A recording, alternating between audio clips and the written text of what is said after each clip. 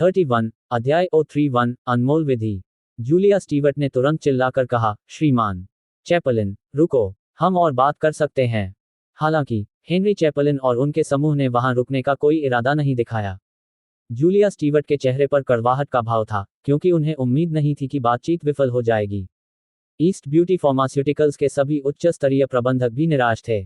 खत्म हो गया। अगर वे नई गुप्त रेसिपी नहीं खरीद पाए, तो ईस्ट ब्यूटी फार्मास्यूटिकल्स का इस बार सचमुच अंत हो जाएगा। इसी क्षण सन्नी टॉल्किन को अर्नव येगर की विदाई से पहले कही गई बात याद आई और उसने तुरंत कहा, राष्ट्रपति स्टीवर्ट, मेरे पास आपके लिए कुछ है। यह क्या है? जूलिया स्टीवर्ट असमंजस में दिखी। सनी ने जल्दी से एक फाइल से कागज का एक टुकड़ा निकाला और उसे जूलिया स्टीवर्ट को सौंप दिया। जब जूलिया ने कागज उठाया और उसे देखा, तो वह उस पर लिखी हुई बात को बिल्कुल भी समझ नहीं पाई। हालांकि उसके बगल में बैठे इरविंग लूथर ने कागज पर लिखी सामग्री पर नजर डाली और अचानक आश्चर्यचकित रह गए।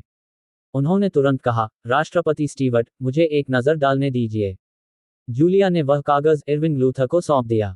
इरविंग ने इसे कई बार ध्यान से पढ़ा और तुरंत कांपने लगा और उसकी सांसें तेज चलने लगीं। वह खुद को रोक नहीं पाया और बोला, क्या ये रूजर जेड लिक्विड का गुप्त फॉर्मूला हो सकता है?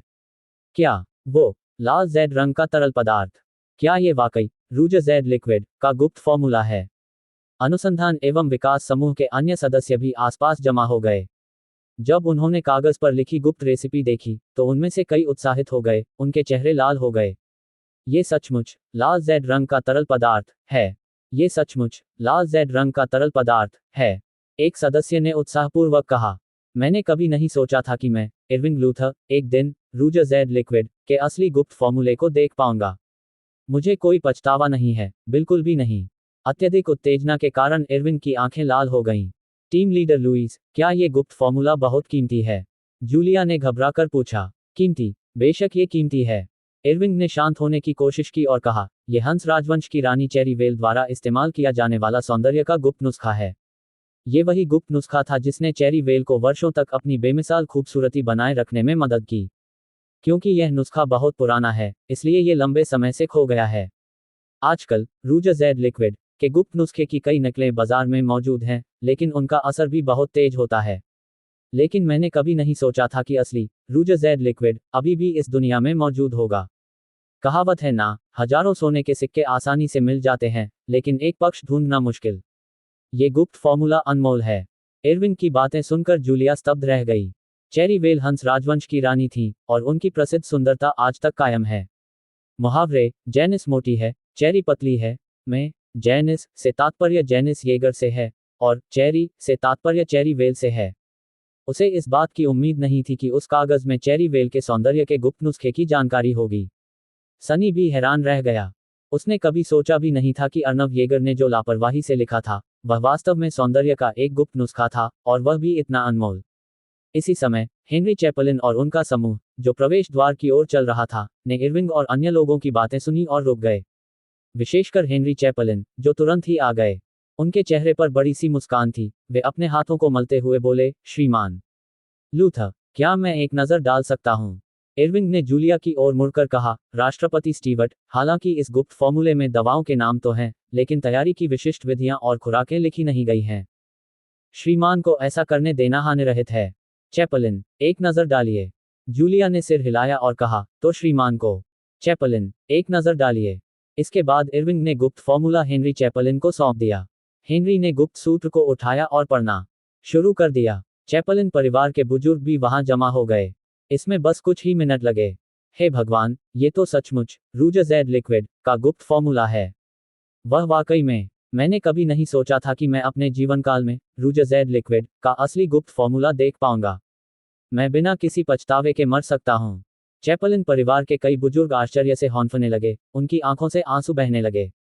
हेनरी चैपलिन भी उत्तेजना से कांप रहे थे। वे अपने आश्चर्य और सदमे को शब्दों में व्यक्त करने में असमर्थ थे। वह निश्चित हो सकता था, यह है असली रूजर जेड लिक्विड का गुप्त फॉर्मूला। हेनरी चैपलिन ने तुरंत गुप्त फॉर्मूला जूलिया स्टीवर्ट को लौटा दिया और फिर जल्दी से पूछा, राष्ट्रपति स्टीवर्ट, ये गुप्त फॉर्मूला कहाँ से आया? राष्ट्रपति स्टीवर्ट, जब आपके पास पहले से ही इतना अनमोल फॉर्मूला है, तो आप हमारा गुप्त फॉर्मूला क्यों खरीदना चाहेंगे? जी हाँ, ये गुप्त फॉर्मूला हमारे 8 वाइट्स पाउडर से कहीं ज्यादा शक्तिशाली है। चैपलिन परिवार के बुजुर्ग बहुत असमंजस में थे। जूलिया स्टीवर्ट ने भी सन्नी टॉल्किन को आश्चर्य से देखा और पूछा, सन्नी, तुम्हें ये गुप्त फॉर्मूला कहाँ से मिला? Swish swish swish.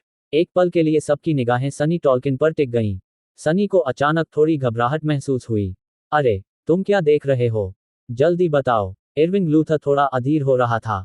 सनी ने जल्दी से कहा, असिस्टेंट येगर ने मुझे ये गुप्त फॉर्मूला दिया था। सहायक येगर? कौन सा असिस्टेंट येगर? इरविंग लूथर असमंजस में दिख रहे थे। ईस्ट ब्यूटी फार्मास्यूटिकल्स के अन्य उच्च स्तरीय सदस्य भी हैरान थे। जूलिया स्टीवर्ट ने कहा, सनी, क्या तुम कह रहे हो कि अर्नव येगर ने तुम्हें ये गुप्त फॉर्मूला दिया था? हाँ। सनी ने सिर हिलाया और कहा, असिस्टेंट येगर ने कहा था कि अगर चैपलिन परिवार के साथ बातचीत विफल हो जाती है तो मुझे ये गुप्त फॉर्मूला आपको दे देना चाहिए। जूलिया स्टीवर्ट अचानक अवाक रह गईं। जब उसने कुछ दिन पहले अर्नव येगर को कंपनी की इस मुश्किल स्थिति के बारे में बताया था तो उसने कहा था कि यह कोई मुद्दा ही नहीं है। उस समय उसे लगा कि अर्नव येगर शेखी बघाड़ने वाला और अविश्वसनीय व्यक्ति है, लेकिन उसने कभी उम्मीद नहीं की थी कि वह उसे इतना कीमती गुप्त फॉर्मूला देगा। राष्ट्रपति स्टीवर्ट, असिस्टेंट येगर आखिर कौन है? इरविंग लूथर ने जूलिया स्टीवर्ट से पूछा। जूलिया स्टीवर्ट ने कहा, उनका नाम अर्नव येगर है और वह मेरे नए नियुक्त सहायक हैं। इरविंग लूथर ने उत्सुकता से पूछा, वह अब कहाँ है? उसे जल्दी बुलाओ। यह असिस्टेंट येगर वाकई असाधारण होगा जो इस तरह का गुप्त फॉर्मूला तैयार कर सका। सनी, अर्नव येगर कहाँ है? जूलिया स्टीवर्ट ने सनी से पूछा। उसने अभी अभी अर्नव येगर को नहीं देखा था और सोचा था कि वह शौचालय में है। सनी ने कहा, ऐसा लगता है कि असिस्टेंट येगर लुइस परिवार के विला में गए हैं। जूलिया स्टीवर्ट के बोलने का इंतजार किए बिना हेनरी चैपलिन ने उत्तेजित होकर कहा, चूंकि श्रीमान येगर को रूजर जेड लिक्विड का गुप्त फॉर्मूला पता है, हो सकता है कि उसे 8 वाइट्स पाउडर का पूरा गुप्त फॉर्मूला भी पता हो। राष्ट्रपति स्टीवर्ट, मुझे उम्मीद है कि आप हमें श्रीमान से मिलवाने ले जा सकते हैं। येगर, हम आपके बहुत आभारी होंगे। इरविंग लूथर ने यह भी कहा, राष्ट्रपति स्टीवर्ट, हम सब एक साथ क्यों नहीं चलते? मैं ये भी जानना चाहता हूं कि क्या ये गुप्त फॉर्मूला वास्तव में श्रीमान से आया है। येगर के हाथ। ठीक है, चलो साथ चलते हैं। जूलिया स्टीवर्ट ने सहमति में सिर हिलाया। उसके बाद कॉन्फ्रेंस रूम में मौजूद सभी लोग उठे, कंपनी से निकले, अपनी कारों में बैठे और सीधे लुइस फैमिली विला की ओर चल दिए। एलिप्सिस। उसी समय जब जूलिया स्टीवर्ट और अन्य लोग लुइस परिवार के विला की ओर जा रहे थे, अर्नव येगर टैक्सी से विला पहुंचे। कार से उतरने के बाद अर्नव येगर विला के प्रवेश द्वार पर खड़े होकर लुइस परिवार के विला में आने वाले पहले दिन के बारे में सोचने लगे। उन्हें दोबारा यहां आने की उम्मीद नहीं थी। वह सोच रहा था कि जब लुइस परिवार उसे दोबारा देखेगा तो उनके चेहरे पर क्या भाव होंगे। अर्नव येगर के चेहरे पर एक ठंडी मुस्कान आई और फिर वह विला में दाखिल हो गया। विला के हॉल में कोई नहीं था, लेकिन ऊपर से आवाजें आ रही थीं। अर्नव येगर सीधे दूसरी मंजिल की ओर चले गए। हालांकि जैसे ही अर्नव येगर सीढ़ियों के शीर्ष पर पहुंचे, उन्होंने सिंडी लुइस को एक कमरे से बाहर आते देखा। अर्नव येगर को देखकर सिंडी लुइस पहले तो चौंक गई, फिर गुस्से से दहाड़ उठी, अरे कमीने, यहाँ क्या कर रहे हो? 32 अध्याय 032 ये वही व्यक्ति है। अर्नव येगर ने उदासीन भाव से कहा, बेशक, किसी ने मुझे आमंत्रित किया था। बकवास, तुम्हें कौन बुलाएगा? सिंडी लुइस ने सीधे सीधे अपशब्द कहते हुए कहा, तुम्हें बिल्कुल भी शर्म नहीं है, दफा हो जाओ। इसी क्षण बाहर हो रहे शोरगुल ने कमरे में मौजूद लोगों को चिंतित कर दिया। कमरे में मौजूद सभी लोग जल्दी से बाहर निकल गए। लूसी लुइस सबसे पहले बाहर आईं और तुरंत अर्नव येगर पर गुस्से से चिल्लाईं, तुम कमीने, तुम्हें यहां आने की इजाजत किसने दी? तुम्हें देखकर ही मुझे उल्टी आने लगती है, अब जल्दी करो और यहां से चले जाओ। बच्चे, तुम्हारा यहां स्वागत नहीं है, निकल जाओ। अरे छोटे शैतान, क्या तुम पहले से ही स्टीवर्ट परिवार के साथ मिल नहीं गए हो? आप यहां पर क्या कर रहे हैं? बाहर निकलो, बाहर निकलो, बाहर निकलो। तुम्हें देखकर ही मुझे गुस्सा आता है। विक लुइस और ल्यूसिल हापर भी दौड़कर बाहर आए और उस पर जोर जोर से चिल्लाने लगे। अब बाहर निकल जाओ। लुइस परिवार के अन्य सदस्य भी चिल्लाने लगे, जिससे अर्नव येगर वहां से चले गए। कल स्टीवर्ट परिवार के सगाई भोज में उनकी बेइज्जती हुई थी। स्वाभाविक रूप से उन्होंने स्टीवर्ट परिवार को दोषी ठहराने की हिम्मत नहीं की, इसलिए उन्होंने अपना सारा गुस्सा अर्नव येगर पर निकाला। लेकिन इस समय, डॉक्टर येगर, मैं आपका लंबे समय से इंतजार कर रहा था। गुरुजी, आखिरकार आप आ ही गए। जोआन होलमैन और सिरिल क्लेंसी दोनों ने आश्चर्य से कहा। लुइस परिवार के सदस्यों की भीड़ को चीरते हुए वे उसकी ओर दौड़े। हालांकि जब वे अर्नव येगर के पास पहुंचे तो जॉन होलमैन और सिरिल क्लेंसी दोनों अपनी जगह पर जम गए और एक दूसरे की ओर देखने लगे। श्री कोविल, आप डॉक्टर येगर को कैसे जानते हैं? जोआन होलमैन ने सिरिल क्लेंसी से संदेह के साथ पूछा। श्री हेफनर, ये सवाल तो मुझे आपसे पूछना चाहिए। आप मेरे मालिक को कैसे जानते हैं? सिरिल क्लेंसी भी असमंजस में दिख रहे थे। जॉन होलमैन ने कहा, मैं 3 दिन पहले डॉक्टर येगर से मिली थी और मैंने उन्हें सर स्टीवर्ट का इलाज करते हुए देखा। सिरिल क्लेंसी ने कहा, मैं भी 3 दिन पहले डॉक्टर येगर से मिला था। उस समय डॉक्टर येगर की मदद से ही मैं एक ऐसे मरीज को ठीक कर पाया था जो खाने की एलर्जी के कारण सदमे में चला गया था। जॉन होलमैन ने उदास चेहरे से अर्नव येगर की ओर देखा और कहा, डॉक्टर येगर, मैंने तो पहले आपसे शिष्य बनने की इच्छा जताई थी, तो फिर आपने मुझे अपना शिष्य क्यों नहीं बनाया और इसके बजाय सिरिल क्लेंसी को अपना शिष्य क्यों बना लिया? सिरिल क्लेंसी ने गर्व से कहा, ऐसा इसलिए है क्योंकि डॉक्टर येगर को लगता है कि मैं अधिक योग्य हूं। ये तो सरासर बकवास है। जोआन होलमैन अचानक गुस्से से भड़क उठा, उसकी दाढ़ी और आंखें चौड़ी हो गईं। मेरी चिकित्सीय योग्यताएं आपकी तुलना में कहीं अधिक हैं। अगर डॉक्टर येगर शिष्य बनाना भी चाहें, तो उन्हें मुझे शिष्य बनाना चाहिए, आपको नहीं। जोआन होलमैन और सिरिल क्लेंसी दोनों को अर्नव येगर का शिष्य बनने के लिए प्रतिस्पर्धा करते देख लुईस परिवार के सभी सदस्य अचंभित रह गए। सिंडी लुईस का चेहरा पीला पड़ गया। क्या हो रहा है? क्या ऐसा हो सकता है कि डॉक्टर होलमैन और डॉक्टर क्लेंसी, जिस चमत्कारिक डॉक्टर को उन्होंने आमंत्रित किया था, वास्तव में यही कमीना हो? असंभव। ये बिल्कुल असंभव है। ये फिर से वही कैसे हो सकता है? लूसी लुईस ने अपना सिर भावहीनता से हिलाया, मानो वह पागल हो रही हो। लुईस परिवार के अन्य सदस्य भी काफी शर्मिंदा नजर आ रहे थे। उन्हें कभी उम्मीद नहीं थी कि जॉन होलमैन और सिरिल क्लेंसी द्वारा वर्णित चमत्कारिक डॉक्टर एक ही व्यक्ति होंगे और वह भी अर्नव येगर। इसके अलावा जोआन होलमैन और सिरिल क्लेंसी का अर्नव येगर के प्रति रवैया देखकर ऐसा लग रहा था मानो छात्र अपने शिक्षक से मिल रहे हों, अत्यंत सम्मान से भरा हुआ। आखिरकार जॉन होलमैन और सिरिल क्लेंसी रिवर्सिटी के 2 सबसे बेहतरीन चमत्कारी डॉक्टर थे। कौन उन्हें किसी के साथ इतना सम्मानजनक व्यवहार करने के लिए प्रेरित कर सकता है? जैसे ही दोनों बूढ़े आदमी बहस शुरू करने वाले थे, अर्नव येगर ने कड़वी मुस्कान के साथ कहा, ठीक है, तुम दोनों लड़ना बंद करो। जॉन होलमैन ने घबराकर कहा, डॉक्टर येगर, इस आदमी को अपना शिष्य मत बनाइए। कृपया मुझे अपना शिष्य बना लें। डॉक्टर येगर, श्रीमान को मत ले जाइए। हेफनर को अपना शिष्य बनाएं। मुझे ले चलो, मुझे ले चलो। सिरिल क्लेंसी ने भी अपनी राय व्यक्त की। अर्नव येगर हंसे और बोले, श्रीमान होलमैन, श्रीमान क्लेंसी, कुछ दिनों तक इस बारे में सोचने के बाद, मैंने आप दोनों को अपने शिष्य के रूप में स्वीकार करने का निर्णय लिया है। जैसे ही ये शब्द बाहर आए, जोआन होलमैन और सिरिल क्लेंसी दोनों दंग रह गए, फिर उत्साह से कांपने लगे। अंततः अर्नव येगर उन्हें अपने शिष्य के रूप में स्वीकार करने के लिए सहमत हो गए। आखिरकार सहमति बन गई। गुरुजी, कृपया अपने शिष्य का प्रणाम स्वीकार कीजिए। सिरिल क्लेंसी तुरंत एक घुटने पर बैठ गए। जोआन होलमैन भी पीछे नहीं रही और उन्होंने भी एक घुटने पर बैठकर उनका अनुकरण किया। अरे अरे, तुम दोनों जल्दी उठो। अर्नव येगर ने तुरंत सिरिल क्लेंसी और जॉन होलमैन को उठने में मदद की। गुरुजी, क्या आपका लुईस परिवार के साथ कोई विवाद हुआ है? जोआन होलमैन को आखिरकार अभी अभी अर्नव येगर के प्रति लुईस परिवार के रवैये की याद आई और उसने भौहें चढ़ाकर पूछा। सिरिल क्लेंसी ने भी अर्नव येगर को हैरानी भरी नजरों से देखा। अर्नव येगर ने सिर हिलाते हुए कहा, मेरे साथ मतभेद हुए हैं, और उनका समाधान नहीं हो सकता। मैं यहाँ विक लुईस को बचाने नहीं, बल्कि तुम्हें ढूंढने आया हूँ। ये सुनकर जॉन होलमैन और सिरिल क्लेंसी के चेहरे के भाव एकदम बदल गए। जॉन होलमैन ने अपना सिर घुमाया, लुईस परिवार को ठंडेपन से देखा और कहा, अगर मुझे पता होता कि आपके मेरे मालिक के साथ मतभेद हैं, तो मैं बिल्कुल भी नहीं आती। सिरिल क्लेंसी ने भी ठंडे लहजे में कहा, अब केवल मेरे स्वामी ही विक लुईस की बीमारी का इलाज कर सकते हैं। चूंकि मेरे मालिक उसका इलाज करने को तैयार नहीं है, इसलिए विक लुईस को मौत का इंतजार करने दो। वे दोनों जानते थे कि अर्नव येगर एक भावनाहीन और कृतघ्न व्यक्ति नहीं थे। अन्यथा अर्नव येगर 3 दिन पहले सर स्टीवर्ट और स्टीवन लेविन की पत्नी की जान नहीं बचा पाते। चूंकि अर्नव येगर विक लुईस को बचाना नहीं चाहता, इसलिए लुईस परिवार ने अर्नव येगर को इस हद तक नाराज कर दिया होगा कि अब उनसे उबरना असंभव हो गया है। जोआन होलमैन ने अर्नव येगर से आदरपूर्वक कहा, गुरुजी, चलिए चलते हैं। ठीक है। अर्नव येगर ने सिर हिलाया, वह जाने के लिए तैयार था। इस क्षण टियाना लुईस ने दांत पीसते हुए कहा, बच्चे, तुम्हारे बिना भी हमारे पास दूसरे तरीके हैं। श्री चैपलिन आथा सिटी से रिवर सिटी आ चुके हैं, और मैंने श्रीमान से मिलने का समय तय कर लिया है। मेरे पिता का इलाज करने के लिए चैपलिन आएंगे।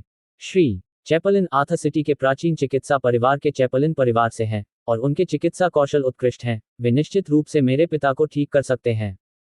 अरे कमीने, क्या तुम्हें सच में लगता है कि तुम ही इकलौते दिव्य चिकित्सक हो? तुम कमीने हो, श्रीमान। चैपलिन के चिकित्सीय कौशल निश्चित रूप से आपसे बेहतर हैं। सिंडी और लूसी लुइस दोनों ने ही घमंड भरे लहजे में अपनी बात रखी। श्री चैपलिन, आपका मतलब हेनरी चैपलिन से है? जोआन होलमैन अचानक हंस पड़ी और बोली, हेनरी चैपलिन के चिकित्सीय कौशल वाकई अच्छे हैं, लेकिन वह विक लुइस का इलाज नहीं कर सकते। इसके अलावा हेनरी चैपलिन की तो बात ही छोड़िए, अगर चैपलिन परिवार के मालिक जेरेमी चैपलिन भी यहाँ होते तो भी वे विक लुइस का इलाज नहीं कर पाते। ये सुनकर लुइस परिवार के लोग और भी ज्यादा हताश महसूस कर रहे थे। क्या जॉन होलमैन की कही बात सच थी? यहाँ तक कि श्रीमान भी। क्या चैपलिन विक लुइस का इलाज नहीं कर सके? सिंडी लुइस ने नाराजगी से कहा, भले ही श्रीमान, चैपलिन मेरे दादाजी को ठीक नहीं कर सकते, हम फिर भी बेहतर डॉक्टरों को बुलाकर उनका इलाज करवा सकते हैं। जी हाँ, पूर्वी राष्ट्र में कई दिव्य चिकित्सक हैं। लूसी लुइस ने भी इसमें अपना योगदान दिया। अर्नव येगर ने उस कमरे पर बस एक नज़र डाली जहां विक लुइस लेटे हुए थे और हल्के से कहा, विक लुइस के पास जीने के लिए केवल 1 घंटा बचा है।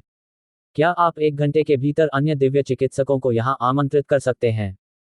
1 घंटा? वह कैसे संभव है? अरे कमीने, हमें डराने की कोशिश करना बंद करो। तुम खुद को क्या समझते हो, ये तय करने वाले कि किसी की मौत कब होगी?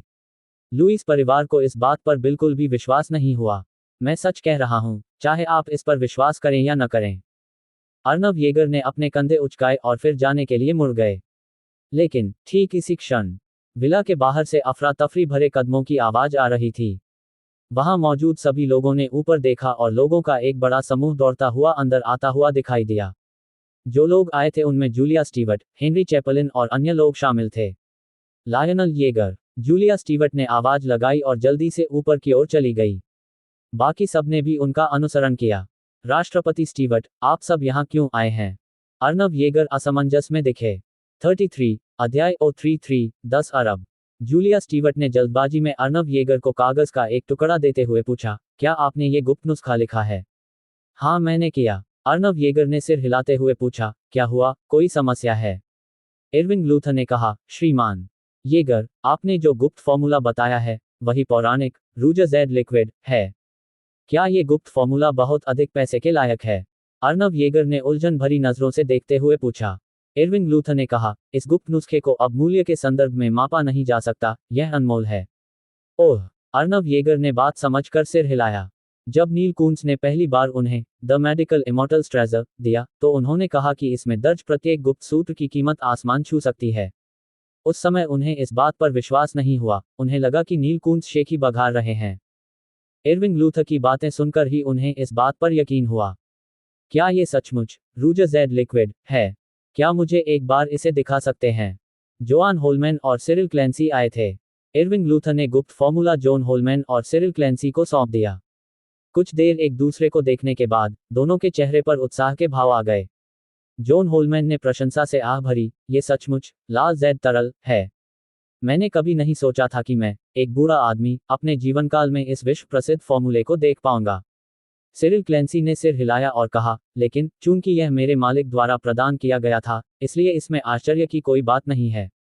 मालिक? इरविंग लूथर चौंक गए। Doctor Holman, doctor Clancy, mister Yeager, आपका स्वामी। हाँ, जॉन होलमैन ने गर्व से कहा, डॉक्टर येगर के चिकित्सा कौशल हमसे कहीं बेहतर हैं। डॉक्टर येगर ने हमें पहले ही अपना शिष्य बना लिया है। ये सुनकर इरविंग लूथर और हेनरी चैपलिन समेत कई अन्य लोगों ने अर्नव येगर की ओर देखा, उनकी आंखें सदमे से भरी हुई थीं। यह युवक जॉन होलमैन और सिरिल क्लैंसी को अपने शिष्य के रूप में स्वीकार करने में सक्षम था, जिसका अर्थ है कि उसके चिकित्सा कौशल वास्तव में असाधारण है। वैसे वे भी यहाँ क्यों हैं? अर्नव येगर ने हेनरी चैपलिन और अन्य लोगों की ओर एक नज़र डाली। सनी टॉल्किन पास आई और चुपचाप अर्नव येगर को कंपनी में अभी अभी हुई घटना के बारे में बताया। अर्नव येगर तुरंत समझ गए। उन्होंने हेनरी चैपलिन की ओर देखा और शांत स्वर में पूछा, क्या आप चाहते हैं कि मैं 8 सफ़ेद पाउडर के गुप्त फॉर्मूले को पूरा करने में आपकी मदद करूं? जी हाँ, श्रीमान येगर। हेनरी चैपलिन ने बार बार सिर हिलाया, उनके चेहरे पर मुस्कान फैल गई और उन्होंने कहा, श्रीमान येगर, अगर आप 8 सफ़ेद पाउडर के गुप्त फॉर्मूले को पूरा करने में हमारी मदद कर सकते हैं, तो मेरा चैपलिन परिवार आपको 1 अरब का इनाम देने को तैयार है। ये समझना चाहिए कि 8 वाइट्स पाउडर एक नुस्खा है जो उनके चैपलिन पूर्वजों द्वारा पीढ़ी दर पीढ़ी चला आ रहा है। हालांकि अब उनके पास केवल दोषपूर्ण फॉर्मूला ही बचा है, इसलिए चैपलिन परिवार के लिए यह एक महत्वपूर्ण नुकसान है। इसलिए चैपलिन परिवार हमेशा से 8 वाइट्स पाउडर के संपूर्ण गुप्त फॉर्मूले की तलाश में रहा है, लेकिन उन्हें कुछ भी नहीं मिला है। अब ये जानते हुए कि अर्नव येगर उन्हें 8 वाइट्स पाउडर के गुप्त फॉर्मूले को पूरा करने में मदद कर सकते हैं, वे स्वाभाविक रूप से इस अवसर को नहीं चूकेंगे। सिर्फ 1 अरब। अर्नव येगर हंसे। श्रीमान चैपलिन, टोल्किन के सहायक ने उल्लेख किया कि आप 8 वाइट्स पाउडर के दोषपूर्ण फॉर्मूले को हमारी ईस्ट ब्यूटी फार्मास्यूटिकल्स को 5 अरब में बेच रहे थे। और अब अगर मैं आपको 8 सफेद पाउडर का गुप्त फॉर्मूला पूरा करने में मदद करता हूं, तो आप केवल 1 अरब देने को तैयार हैं। क्या आप ये हिसाब कुछ ज्यादा ही चालाकी से नहीं लगा रहे हैं? हेनरी चैपलिन ने दांत पीसते हुए कहा। श्रीमान येगर, अगर तुम 8 सफेद पाउडर का गुप्त फॉर्मूला पूरा कर लेते हो, तो मैं तुम्हें 5 अरब देने को तैयार हूं। यह अभी भी पर्याप्त नहीं है। अर्नव येगर ने अपना सिर हिलाया। तो फिर आपको कितने पैसे चाहिए? हेनरी चैपलिन ने भौहें चढ़ाते हुए पूछा। 10 अरब। अर्नव येगर ने 3 शब्द कहे। क्या 10 अरब? हेनरी चैपलिन के होंठ फड़कने लगे। स्पष्ट रूप से वे बहुत सदमे में थे। अरे बच्चे, तुम हमसे साफ तौर पर ज्यादा पैसे वसूल रहे हो। चैपलिन परिवार ने गुस्से में चिल्लाया। लालची होना। आप लोग मुझे जज करने वाले कौन होते हैं? अभी अभी इतनी अधिक कीमत कौन मांग रहा था? अर्नव येगर ने उपहास करते हुए कहा। जब तक आप भुगतान करने में सक्षम हैं, मैं 8 सफेद पाउडर के गुप्त नुस्खे को पूरा करने में आपकी मदद कर सकता हूं। अगर आप इसे वहन नहीं कर सकते, तो इसे छोड़ दें। अगर चैपलिन परिवार ने पहले जूलिया स्टीवर्ट के साथ सम्मानजनक व्यवहार किया होता, तो उन्हें 1 पैसे की भी जरूरत नहीं पड़ती। लेकिन जैसा कि सन्नी टॉल्किन ने कहा, जब से चैपलिन परिवार ईस्ट ब्यूटी फार्मास्यूटिकल्स में आया है, तब से वे खुद को बहुत बड़ा और शक्तिशाली समझते हैं, और जूलिया स्टीवर्ट और ईस्ट ब्यूटी फार्मास्यूटिकल्स को नीचा देखते हैं। इसीलिए उसने एहसान चुकाने के लिए कीमत 10 अरब तय की। ईस्ट ब्यूटी फार्मास्यूटिकल्स के सभी उच्च स्तरीय अधिकारी स्तब्ध रह गए। अभी क्या हो रहा है? क्या वे ही लोग नहीं थे जिन्होंने चैपलिन परिवार से गुप्त फॉर्मूला खरीदा था? आखिर कैसे बात यहां तक पहुंच गई कि चैपलिन परिवार ने उनसे फॉर्मूला खरीद लिया? हालांकि चैपलिन परिवार को पराजित होते देखकर उन्हें बहुत संतोष मिला। लुइस परिवार के लोग जैसे बिजली के झटके से अचंभित हो गए हों, वे पूरी तरह से स्तब्ध रह गए। एक गुप्त फॉर्मूला 10 अरब में बेचा गया। आखिरकार चैपलिन परिवार की कुल संपत्ति तो कुछ दसियों अरबों डॉलर ही है। ये सोचकर लुइस परिवार को और भी अधिक अफसोस हुआ। खासकर बिस्तर पर लेटे हुए विक लुइस को ऐसा लग रहा था जैसे कोई चाकू से उनका दिल चीर रहा हो। एक के बाद एक गलती। अगर उन्होंने 3 दिन पहले अर्नव येगर को भगाया न होता, अगर उन्होंने सगाई रद्द न की होती, तो अर्नव येगर अब उनके दामाद होते। अर्नव येगर के चिकित्सीय कौशल को एक तरफ रख दें, तो भी अगर वह लापरवाही से कुछ गुप्त फॉर्मूले निकाल लेता, तो वे लुइस परिवार के भाग जाने के लिए पर्याप्त होते। लेकिन अब उन्होंने बार बार अर्नव येगर को नाराज किया है, और उन्हें डर है कि वे अपने रिश्ते को कभी सुधार नहीं पाएंगे। एना का चेहरा पीला पड़ गया था, उसे चक्कर आ रहे थे और वह मुश्किल से खड़ी हो पा रही थी। तो अर्नव येगर कितने काबिल थे? डियोन वेल तो उसके एक अंश के बराबर भी नहीं है। वह असल में उसका मंगेतर था, है ना? लेकिन क्योंकि वह लोगों को उनके बाहरी रूप से आंकती थी, इसलिए उसने उसे दूर भगा दिया। उसे इसका बहुत पछतावा था, दिल से पछतावा था। इस समय हेनरी चैपलिन ने कुछ गहरी सांसें लीं। मैं इस बारे में फैसला नहीं कर सकता, मुझे परिवार के मालिक से सलाह लेनी होगी। इतना कहने के बाद हेनरी चैपलिन झट से एक तरफ हट गए और चैपलिन परिवार के मुखिया को फोन किया। फोन रखने के बाद हेनरी चैपलिन चलकर आए और बोले, श्रीमान, हमारे प्रमुख येगर ने कहा, अगर आप वाकई 8 सफेद पाउडर के गुप्त फॉर्मूले को पूरा करने में हमारी मदद कर सकते हैं, तो हमारा चैपलिन परिवार आपको 10 अरब डॉलर देने को तैयार है। मुखिया ने फोन पर उनसे कहा कि वे पैसे का भुगतान कर सकते हैं, और उन्हें इस प्रतिभाशाली डॉक्टर को अपने पक्ष में करना ही होगा। अच्छा, अर्नव येगर ने सिर हिलाते हुए कहा, मुझे एक कागज और एक कलम दीजिए। हेनरी चैपलिन ने तुरंत कागज और कलम थमा दिए। फिर बिना सोचे समझे अर्नव येगर ने झटपट एक गुप्त नुस्खा लिख लिया और उसे हेनरी चैपलिन को सौंपते हुए कहा, जांच कर लो, क्या ये 8 सफेद पाउडर का पूरा फॉर्मूला है? हेनरी चैपलिन ने झटपट कागज उठाया और उसे ध्यान से देखने लगे। चैपलिन परिवार के कुछ बुजुर्ग सदस्य भी आसपास जमा हो गए। कुछ मिनट बाद, हे भगवान, हालांकि मैंने कभी 8 सफेद पाउडर का पूरा फॉर्मूला नहीं देखा है, लेकिन इस बच्चे ने इसमें 10 औषधीय सामग्रियां मिला दी हैं और यह सचमुच संपूर्ण लगता है। निस्संदेह ये 8 वाइट्स पाउडर का संपूर्ण फॉर्मूला होना चाहिए। ये दोषपूर्ण फॉर्मूले की तुलना में कम से कम 10 गुना अधिक प्रभावी है। हमने आखिरकार 8 सफेद पाउडर का फॉर्मूला पूरा कर लिया है, हमारे पूर्वजों, अब आप शांति से विश्राम कर सकते हैं। चैपलिन परिवार के कुछ बुजुर्ग सदस्य उत्साह से चिल्ला उठे, उनकी आंखों में आंसू भर आए थे। ईस्ट ब्यूटी फार्मास्यूटिकल्स के सभी शीर्ष अधिकारियों ने भी अर्नव येगर की ओर मुड़कर देखा, उनकी आंखों में सदमा झलक रहा था। चैपलिन परिवार एक प्राचीन चिकित्सक परिवार है जिसे पारंपरिक चिकित्सा की गहरी समझ है, इसलिए स्वाभाविक रूप से वे 8 वाइट्स पाउडर के फॉर्मूले को लेकर कोई गलती नहीं करेंगे। वे बहुत उत्सुक थे कि आखिर राष्ट्रपति स्टीवर्ट को इतना असाधारण व्यक्ति कहां से मिला, और यह असाधारण व्यक्ति सिर्फ एक सहायक बनने के लिए क्यों तैयार है। जूलिया स्टीवर्ट भी अर्नव येगर को खाली निगाहों से देखती रहीं, उनका दिल सदमे से भर गया था। इस आदमी के सारे चौंकाने वाले दावे सच साबित हुए। 34 अध्याय 034 पूर्ण निराशा। अर्नव येगर की आंखें शांत थीं, मानो उन्होंने कोई मामूली और महत्वहीन काम किया हो। उसने उदासीनता से कहा, अब जब इसकी पुष्टि हो गई है तो जल्दी करो और पैसे ट्रांसफर कर दो। हेनरी चैपलिन ने उत्साह से सिर हिलाया, ठीक है, मैं इसे तुरंत स्थानांतरित कर दूंगा। श्री येगर, कृपया मुझे खाता संख्या दीजिए। बिना किसी झिझक के अर्नव येगर ने हेनरी चैपलिन को एक खाता संख्या दे दी। कुछ ही समय बाद डिंग, अर्नव येगर के मोबाइल फोन की घंटी बजी, जिससे पता चला कि उन्हें एक टेक्स्ट मैसेज आया है। उसके खाते में 10 अरब रुपये। इससे लुईस परिवार बेहद ईर्ष्यालु हो गया। बस यूं ही उन्होंने आसानी से 10 अरब कमा लिए। श्री चैपलिन, मेरे पिता इस समय बहुत दर्द में हैं। क्या आप मेरे पिताजी की मदद कर सकते हैं? इसी दौरान टियाना लुईस आगे आई और उन्होंने बड़ी मुश्किल से बात की। हेनरी चैपलिन उलझन में दिखे। डॉक्टर होलमैन और डॉक्टर क्लेंसी यहाँ हैं, और डॉक्टर येगर भी हैं। क्या वे आपके पिता का भी इलाज नहीं कर सकते? यह टियाना लुईस ने अपना मुंह खोला, लेकिन उसे समझ नहीं आ रहा था कि क्या जवाब दे। हेनरी चैपलिन असमंजस में दिख रहे थे, लेकिन चूंकि उन्होंने पहले ही मदद करने का वादा किया था, इसलिए वे कमरे में गए और विक लुईस का निदान किया। कुछ मिनट बाद हेनरी चैपलिन बाहर आए और अपना सिर हिलाते हुए बोले, श्रीमान, लुईस नामक वृद्ध व्यक्ति का जीवन स्वर्ग और मनुष्य के 5 क्षयों के कारण समाप्त हो गया है। मैं मदद करने में असमर्थ हूं, इसलिए इसके बजाय अंतिम संस्कार की तैयारी करें। ये सुनकर लुईस परिवार के सभी सदस्य पूरी तरह से हताश हो गए। जोआन होलमैन भी उसे ठीक नहीं कर सकी। सिरिल क्लेंसी भी उसे ठीक नहीं कर पाए। अब तो हेनरी चैपलिन भी कुछ नहीं कर सकते थे। और एकमात्र व्यक्ति जो उसे ठीक कर सकता था, अर्नव येगर, उसने ऐसा करने से इनकार कर दिया। नहीं, ये सच नहीं है। मेरे दादाजी नहीं मरेंगे। पिता मर नहीं सकते। पिताजी की मृत्यु नहीं होनी चाहिए।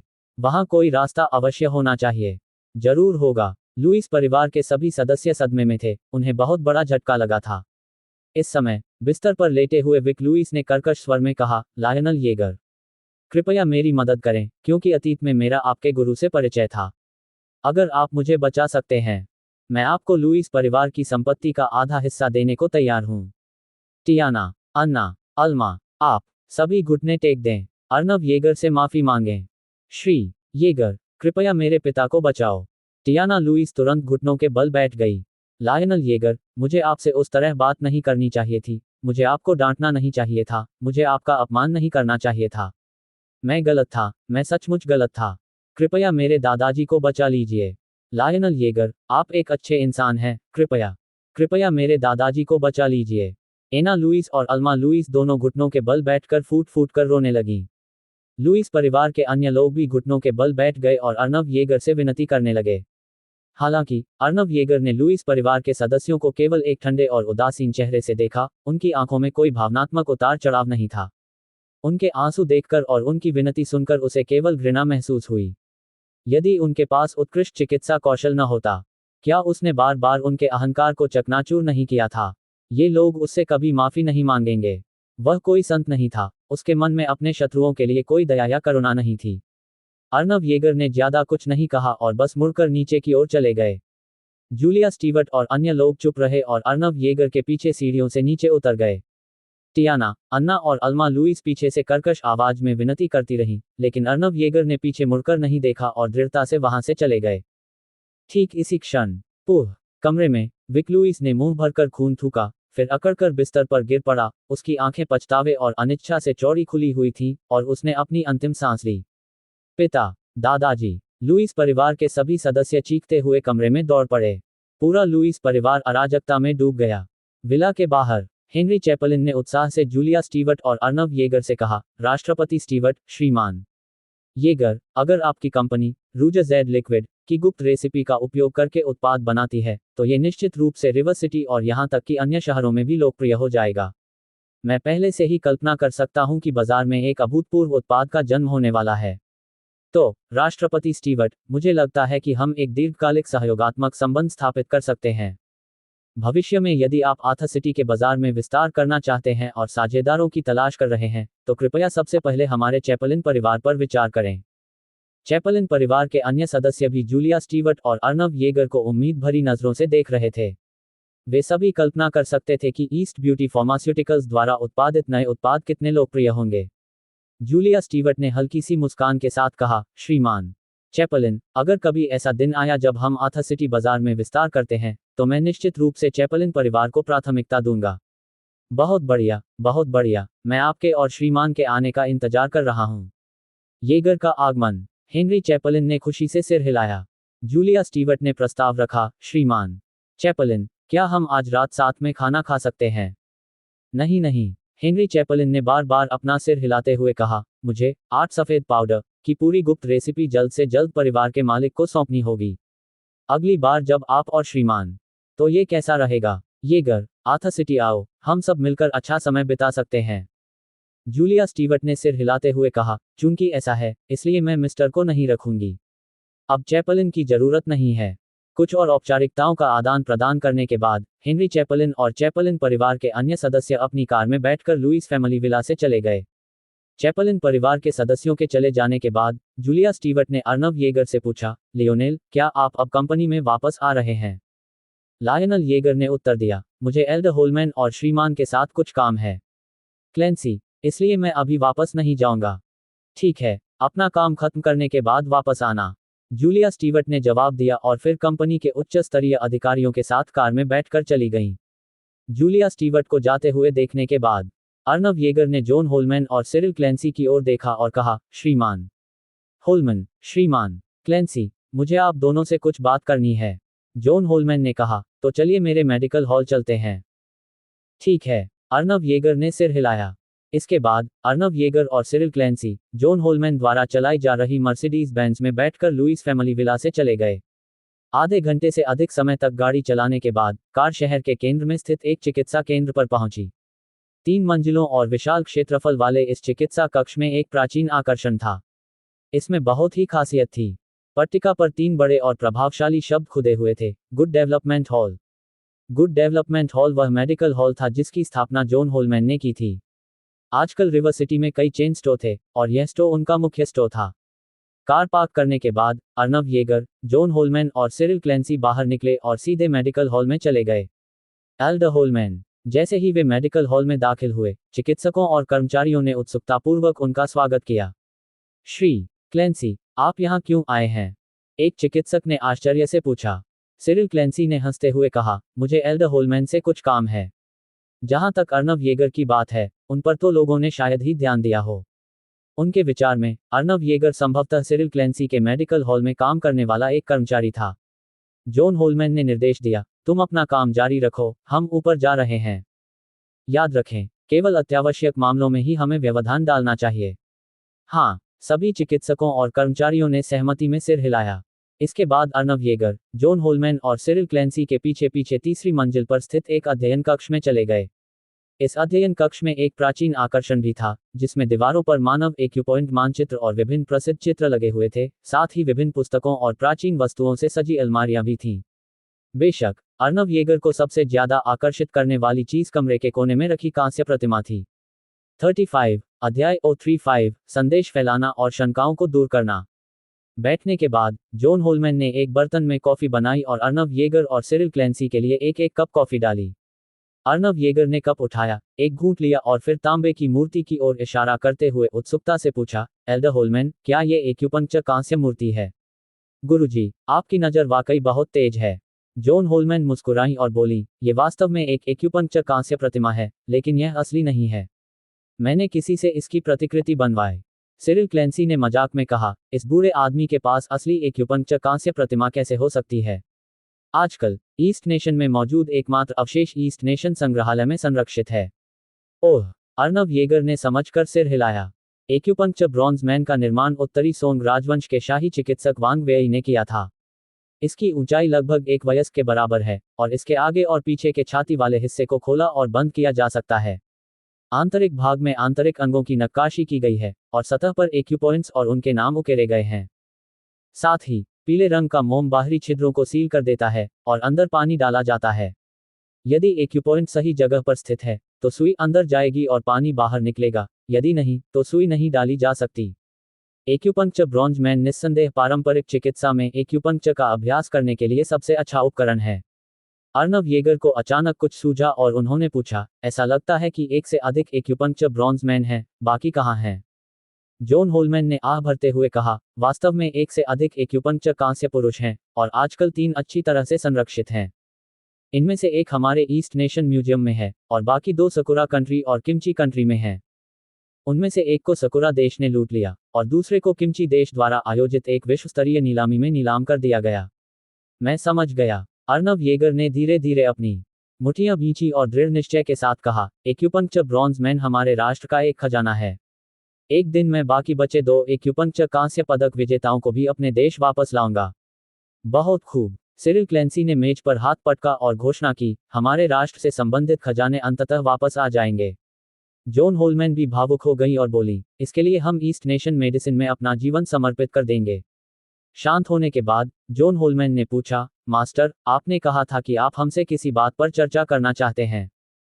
ये क्या है? अर्नव येगर ने कागज का एक टुकड़ा निकाला और उसे जॉन होलमैन को देते हुए कहा, यह गोली शोधन के लिए एक नुस्खा है। मैं वर्तमान में सूचीबद्ध औषधीय सामग्रियों को एकत्र कर रहा हूं। जिन पर गोला बना है उन्हें पहले ही एकत्र कर लिया गया है और जिन पर गोला नहीं बना है उन्हें अभी तक एकत्र नहीं किया गया है। इसलिए मैं एल्डर होलमैन से अनुरोध करना चाहता हूं कि वे सूची में उल्लिखित औषधीय सामग्रियों को इकट्ठा करने में मेरी मदद करें। गुरुजी, क्या आप गोलियों को परिष्कृत कर सकते हैं? जोआन होलमैन ने पर्ची ली, उसकी आंखें आश्चर्य से चौड़ी हो गईं। बस थोड़ा सा। अर्नव येगर ने सिर हिलाया। मास्टर वाकई असाधारण हैं। आजकल पूरे देश में केवल कुछ ही लोग गोलियों को परिष्कृत कर सकते हैं। जॉन होलमैन ने आह भरी और आगे कहा, स्वामी जी, निश्चिंत रहिए, मैं आप पर नजर रखूंगी। अगर मुझे सूची में दी गई कोई भी औषधीय सामग्री मिलती है तो मैं उसे तुरंत आपको भेज दूंगा। फिर उसने एक पल सोचा, जल्दी से उठा, अपनी डेस्क की दराज से चंदन की एक पेटी निकाली, हड़बड़ी में चलकर अर्नव येगर को सौंप दी। गुरुजी, ये 100 साल पुरानी जिनसेंग है जो मुझे एक पुराने मित्र ने उपहार में दी थी। यह आपके लिए उपयोगी होना चाहिए। अर्नव येगर ने डिब्बा लिया, उसे खोला और अंदर देखा। वास्तव में वहां 100 साल पुराना जिनसेंग था।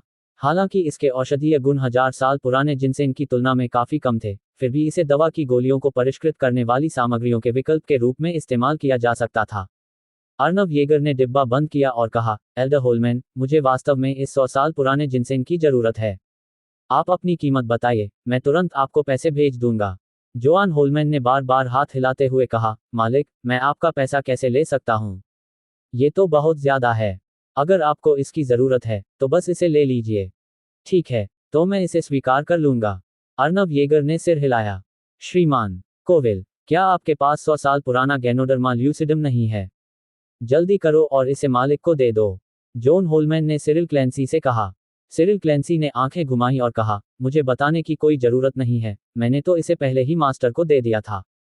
अर्नव येगर मुस्कुराए और बोले, हाँ, सही है, कुछ दिन पहले श्रीमान क्लेंसी ने मुझे पहले ही 100 साल पुराना गैनोडर्मा ल्यूसिडम भेंट कर दिया था। जोआन होलमैन ने अपना सिर हिलाया और कहा, मुझे विश्वास नहीं हो रहा कि तुमने मुझसे पहले ये कर दिया। सिरिल क्लेंसी हंसते हुए बोले, इसीलिए मैं सीनियर ब्रदर हूं और तुम जूनियर ब्रदर हो। बूढ़े हैफना, मुझे सीनियर ब्रदर क्यों नहीं कहते? जॉन होलमैन ने गुस्से से घूरते हुए कहा, मेरी चिकित्सा क्षमताएं तुमसे कहीं बेहतर हैं, तुम किसी भी हालत में मेरे सीनियर ब्रदर नहीं बन सकते। ये देखकर कि ये दोनों बूढ़े आदमी फिर से बहस करने वाले थे, अर्नव येगर ने तुरंत हस्तक्षेप किया, एल्डर होलमैन, श्रीमान क्लेंसी, चूंकि आप दोनों ने मुझे अपना गुरु मान लिया है, इसलिए मैं स्वाभाविक रूप से आप दोनों का मार्गदर्शन करूंगा। मुझे बताओ, तुम मुझसे क्या सीखना चाहते हो? ये सुनकर जॉन होलमैन और सिरिल क्लेंसी दोनों ने एक साथ अपना सिर घुमाया और उत्सुकता से अर्नव येगर की ओर देखने लगे। वे अर्नव येगर का मार्गदर्शन पाने के लिए उनके शिष्य बनने को भी तैयार थे। अब जब अवसर उनके सामने था तो स्वाभाविक रूप से वे इसे भुनाना चाहते थे। जॉन होलमैन ने कहा, गुरुजी, मैंने रिटर्निंग यांग 9 नीडल्स नामक एक्यूपंक्चर तकनीक सीखी है। दुर्भाग्यवश यह एक्यूपंक्चर तकनीक अपूर्ण है और अंतिम 3 सुइयों का रिकॉर्ड नहीं है, इसलिए मैं उन्हें सीख नहीं पाया हूं। गुरुजी, क्या आप रिटर्निंग यांग 9 नीडल्स के बारे में जानते हैं? बेशक मैं। लायनल येगर मुस्कुराए और बोले, मुझे रिटर्निंग यांग 9 नीडल्स पूरी तरह से पता है।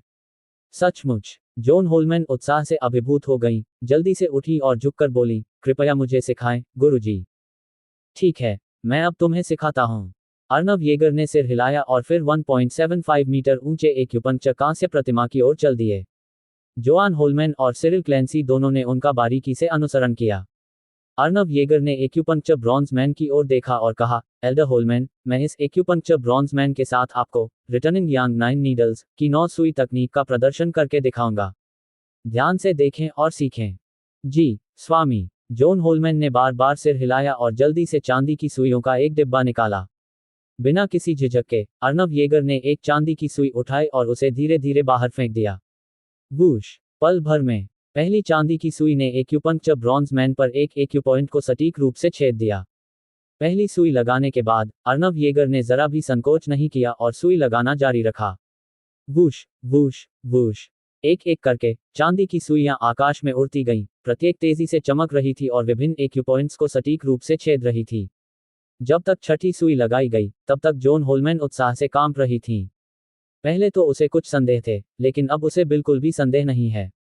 लायनल येगर वास्तव में रिटर्निंग यांग 9 नीडल्स के बारे में जानते थे और दशकों से अभ्यास कर रहे व्यक्ति से भी अधिक निपुण थे।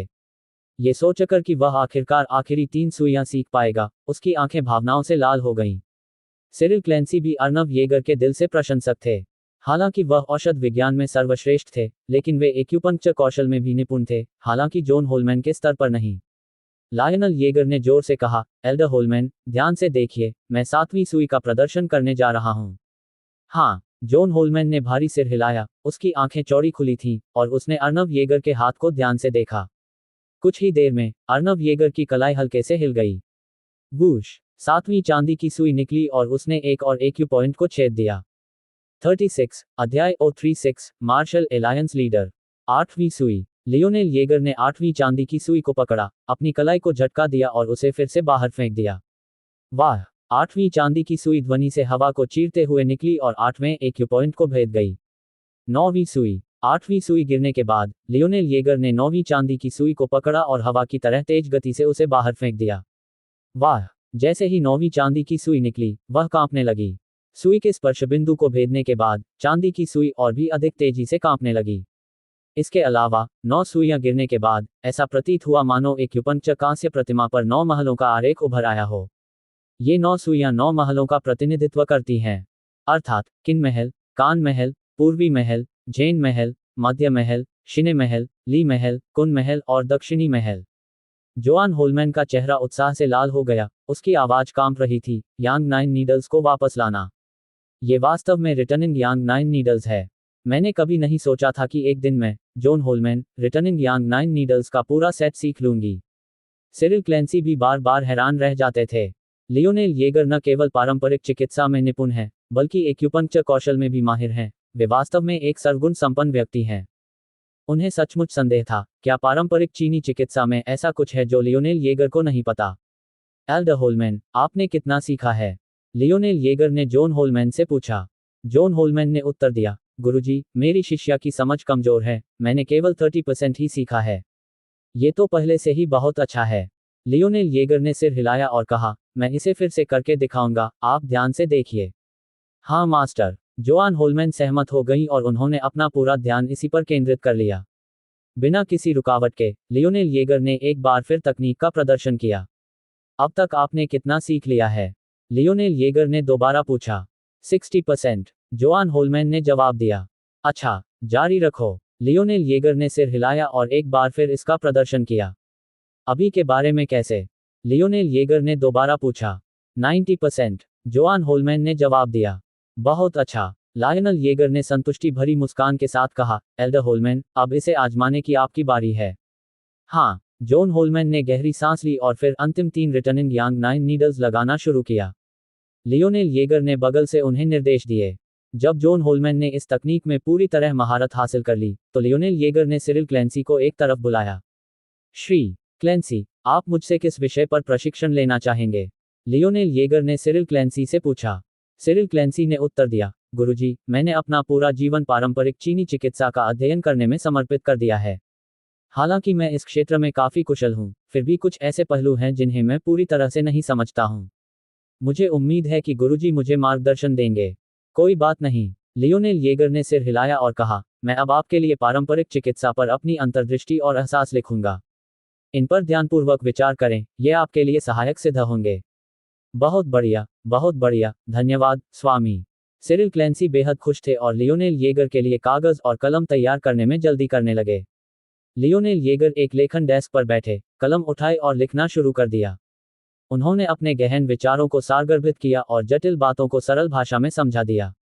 इस प्रकार, उन्हें लिखने का काम पूरा करने में केवल आधा घंटा ही लगा। काम पूरा होने पर, लियोनेल येगर ने वह लेख सिरिल क्लैंसी को सौंप दिया। सिरिल क्लैंसी ने कागज लिया और उसका ध्यानपूर्वक अध्ययन करना शुरू कर दिया। पहले तो उसे इसे समझने में थोड़ी कठिनाई हुई, लेकिन धीरे धीरे उसने इसे समझ लिया और उसे एक बिल्कुल नई समझ प्राप्त हुई। उन्हें पूरा विश्वास था कि यदि वे इन अंतर्दृष्टियों और एहसासों को पूरी तरह से समझ लें, तो पारंपरिक चिकित्सा में उनके कौशल नई ऊंचाइयों पर पहुंच जाएंगे। जोआन होलमैन और सिरिल क्लैंसी को अपनी पढ़ाई में पूरी तरह से तल्लीन देखकर, लियोनेल येगर ने उन्हें और परेशान नहीं किया और चुपचाप चले जाने की योजना बनाई। हालांकि, इस समय, नॉक, नॉक, नॉक, दरवाजे के बाहर से जोर जोर से दस्तक की आवाज सुनाई दी। दरवाजे पर दस्तक सुनकर जॉन होलमैन और सिरिल क्लैंसी चौंक गए। क्या मैंने आपसे यह नहीं कहा था कि आपात स्थिति को छोड़कर हमें परेशान न करें? जॉन होलमैन का चेहरा नाखुश था जब वह तेजी से दरवाजे की ओर बढ़ा और उसे खोला। जैसे ही दरवाजा खुला, प्रवेश द्वार पर एक चिकित्सक खड़ा था। श्याओ वू, क्या बात है? जॉन होलमैन ने भौहें चढ़ाकर पूछा। जॉन होलमैन को गुस्से में देखकर डॉक्टर वू ने अपना पसीना पोंछा और कहा, श्रीमान होलमैन, श्रीमान हर्डमैन को आपसे बहुत जरूरी काम है। श्री हर्डमैन। जॉन होलमैन चौंक गई, कौन से श्रीमान? हर्डमैन। हे ईश्वर, कृपया मेरे पिता की रक्षा करें। इसी समय, लंबे और मजबूत कद काठी वाला तथा दृढ़ चेहरे वाला एक युवक नीचे से दौड़ता हुआ ऊपर आया। श्री हर्डमैन, क्या बात है? जोआन होलमैन ने उलझन में पूछा। युवक ने घबराकर कहा, डॉक्टर होलमैन, मेरे पिता कल रात अपने अभ्यास के दौरान गंभीर रूप से घायल हो गए, जिससे एक महत्वपूर्ण सफलता मिली, और उनकी जान खतरे में है। हमें उम्मीद है कि डॉक्टर होलमैन मेरे पिता को बचा लेंगे। क्या नेता हर्डमैन घायल हो गए हैं? सिरिल क्लैंसी भी चलकर वहां पहुंचे और आश्चर्य से पूछा, डॉक्टर क्लैंसी, आप भी यहाँ हैं? युवक अत्यंत प्रसन्न हुआ और बोला, ये तो बहुत बढ़िया है। कृपया, डॉक्टर होलमैन और डॉक्टर क्लैंसी, मेरे पिता को बचा लीजिए। अभ्यास के दौरान चोट लगी। क्या ये विचलन हो सकता है? लियोनेल येगर ने कुछ बुदबुदाते हुए टिप्पणी की। यह कौन है? उस युवक ने लियोनेल येगर को असमंजस भरी नजरों से देखा। श्री होलमैन, मैं आपका परिचय कराता हूँ। ये मेरे और ओल्ड क्लैंसी के गुरु, divine doctor Yeager, Lionel Yeager हैं। जॉन होलमैन ने लियोनेल येगर का परिचय कराया, और फिर लियोनेल येगर की ओर से परिचय कराया। मास्टर, ये River city martial Arts Alliance के नेता डेविड हर्डमैन के सबसे वरिष्ठ युवा मास्टर, डेमन हर्डमैन हैं। क्या क्या यही सज्जन आपके मालिक हैं? डॉक्टर होलमैन, क्या आप मजाक कर रहे हैं? जोआन होलमैन का परिचय सुनकर डेमन हर्डमैन स्तब्ध रह गया और अविश्वास भरी निगाहों से लियोनेल येगर को देखने लगा। उनके विचार में, लियोनेल येगर लगभग उन्हीं की उम्र के थे, तो भला वो डॉक्टर होलमैन और डॉक्टर क्लैंसी के गुरु कैसे हो सकते थे? ये तो बिल्कुल अकल्पनीय था। श्री हर्डमैन, मैं मजाक नहीं कर रहा हूँ। डॉक्टर येगर वास्तव में मेरे और ओल्ड क्लैंसी के गुरु हैं। जॉन होलमैन ने बहुत गंभीरता से कहा, फिर आगे जोड़ा, चिंता मत करो, मेरे मालिक के यहाँ होने से तुम्हारे पिता ठीक रहेंगे। अगर मेरे मालिक भी तुम्हारे पिता को नहीं बचा सकते, तो कोई और नहीं बचा सकता। सिरिल क्लैंसी ने भी अपनी राय व्यक्त की। कुआं, अच्छा तब, डेमन हर्डमैन ने सिर हिलाया, वह अब भी कुछ हद तक संशय में था। जॉन होलमैन ने कहा, श्रीमान हर्डमैन, समय बर्बाद करने का कोई समय नहीं है, चलो अभी चलते हैं। इसके बाद, लियोनेल येगर का समूह डेमन हर्डमैन द्वारा चलाई जा रही रेंज रोवर में सवार होकर मेडिकल हॉल से निकल गया। रास्ते में, लायनल येगर ने जॉन होलमैन से पूछा, एल्डर होलमैन, यह मार्शल एलायंस क्या है? गुरुजी, क्या आपने मार्शल एलायंस के बारे में कभी नहीं सुना? जोआन होलमैन असमंजस में थी। नहीं, लियोनेल येगर ने अपना सिर हिलाया। जोआन होलमैन ने समझाया, गुरुजी, ईस्ट नेशन में कई मार्शल आर्टिस्ट हैं, और इन मार्शल आर्टिस्टों ने मिलकर एक मार्शल आर्ट्स एलायंस बनाया है, जिसे मार्शल एलायंस के नाम से जाना जाता है। प्रत्येक शहर में मार्शल एलायंस की एक शाखा है, जो सभी प्रमुख मार्शल आर्ट हॉलों का प्रबंधन करती है। तो बात कुछ इस तरह है। लियोनेल येगर ने सिर हिलाया। उन्हें ईस्ट नेशन के ऐसे गठबंधन की उम्मीद नहीं थी, ये काफी दिलचस्प था। डेमन हर्डमैन ने गर्व से कहा, श्रीमान येगर, मेरे पिता की साधना जन्मजात पूर्णता के स्तर तक पहुंच चुकी है, इसलिए उन्होंने स्वाभाविक रूप से River city martial Arts Alliance के नेता का पद ग्रहण कर लिया। क्या जन्मजात पूर्णता के क्षेत्र में होना किसी को गठबंधन का नेता बनने के योग्य बनाता है? लियोनेल येगर ने उत्सुकता से पूछा। हालांकि लियोनेल येगर ने यह सवाल अनौपचारिक रूप से पूछा था, लेकिन डेमन हर्डमैन को यह असहज लगा। श्री येगर, आपका इससे क्या मतलब है? डेमन हर्डमैन ने भौहें चढ़ाकर पूछा। अगर जॉन होलमैन और सिरिल क्लैंसी वहां मौजूद न होते तो वह गुस्से से फट पड़ता। जॉन होलमैन ने तुरंत मामले को सुलझाते हुए कहा, श्रीमान हर्डमैन, गुस्सा मत होइए, मेरे गुरु को शायद मार्शल आर्ट का ज्यादा ज्ञान नहीं है, इसलिए कृपया उन्हें माफ कर दीजिए। 37 अध्याय 037 9 सुइयां एक में मिल जाती हैं, सभी रोग दूर हो जाते हैं। डेमन हर्डमैन ने ठंडी सी झंझनाहट भरी आवाज निकाली और कुछ और कहना नहीं चाहा, बस गाड़ी चलाने पर ध्यान केंद्रित किया। लियोनेल येगर ने मुस्कुराते हुए अपना सिर हिलाया। आखिरकार उनकी नज़र में एक पूर्व स्वर्गीय मार्शल आर्टिस्ट वास्तव में कोई बड़ी बात नहीं थी। हालांकि लियोनेल येगर की मुस्कान ने डेमन हर्डमैन को और भी ज्यादा परेशान कर दिया। उसने अपने गुस्से को दबाने और उस पर ज्यादा ध्यान न देने की पूरी कोशिश की। जो व्यक्ति मार्शल आर्ट को नहीं समझता, उसे गुस्सा करने या और अधिक समझाने का कोई फायदा नहीं था। कार 20 मिनट से अधिक समय तक चलती रही और एक मार्शल आर्ट हॉल में जाकर रुकी। पूरा हॉल पारंपरिक शैली में सजाया गया था, जिसमें विशाल क्षेत्र और भव्य वातावरण था। इसके अलावा दरवाजे के ऊपर स्वर्ग मार्शल आर्ट्स हॉल की पट्टिका लगी हुई थी, जिसमें ड्रैगन और फीनिक्स की शक्तिशाली और सशक्त नक्काशी की गई थी। प्रवेश द्वार पर कार पार्क करने के बाद डेमन हर्डमैन ने लियोनेल येगर और अन्य लोगों को जल्दी से मार्शल आर्ट्स हॉल में ले गए। हॉल में प्रवेश करते ही उन्होंने एक विशाल मार्शल आर्ट प्रशिक्षण मैदान देखा, जहां काले प्रशिक्षण वर्दी पहने कई शिष्य मार्शल आर्ट का अभ्यास कर रहे थे। डेमन हर्डमैन ने लियोनेल येगर की ओर देखा, वह उनके चेहरे के भावों को लेकर उत्सुक था। उसे लगा कि लियोनेल अपने सामने का दृश्य देखकर स्तब्ध रह जाएगा। हालांकि उन्हें आश्चर्य हुआ कि लियोनेल बहुत शांत था और उस पर जरा भी असर नहीं पड़ा था। जैसा कि उसने उम्मीद की थी, एक आम आदमी जो मार्शल आर्ट नहीं जानता। प्रशिक्षण मैदान पार करने के बाद डेमन लियोनेल और अन्य लोगों को मार्शल आर्ट हॉल के एक कमरे में ले गया। वहां ग्रे रंग की ट्रेनिंग यूनिफॉर्म पहने एक अधेड़ उम्र का आदमी बिस्तर पर लेटा हुआ था। अधेड़ उम्र के उस व्यक्ति के बाल छोटे थे और उसकी कनपटी पर सफेद बाल थे। घनी भौहों और बड़ी बड़ी आंखों के साथ वह एक असाधारण आभा बिखेरता था। लेकिन अब अधेड़ उम्र का वह व्यक्ति पीला और कमजोर दिख रहा था। यह अधेड़ उम्र का व्यक्ति डेविड हर्डमैन था, जो हेवन मार्शल आर्ट्स हॉल का हॉल मास्टर और रिवर सिटी मार्शल एलायंस का गठबंधन नेता था। बिग ब्रदर, तुम वापस आ गए। डेविड हर्डमैन की देखभाल कर रहे कई शिष्य तुरंत उनका अभिवादन करने के लिए आगे आए। डेमन हर्डमैन ने सिर हिलाया और दौड़कर मरीज के बिस्तर के पास पहुंचा। पिताजी, मैं डॉक्टर होलमैन और डॉक्टर क्लैंसी को यहां लेकर आया हूं। आप ठीक हो गए? डेविड हर्डमैन ने अपना सिर थोड़ा सा घुमाया और कमजोर आवाज में कहा, धन्यवाद डॉक्टर होलमैन और डॉक्टर क्लैंसी। अगर तुम दोनों मुझे ठीक कर सको, मैं आपका बहुत आभारी रहूंगा। नेता हर्डमैन, हम दोस्त हैं, इसलिए ऐसे विनम्र शब्दों की कोई आवश्यकता नहीं है। जोआन होलमैन ने हाथ हिलाकर डेविड हर्डमैन की नब्ज जांचने के लिए जल्दी से उनके बिस्तर की ओर प्रस्थान किया। कुछ मिनट बाद जोआन होलमैन ने अपना हाथ पीछे खींच लिया।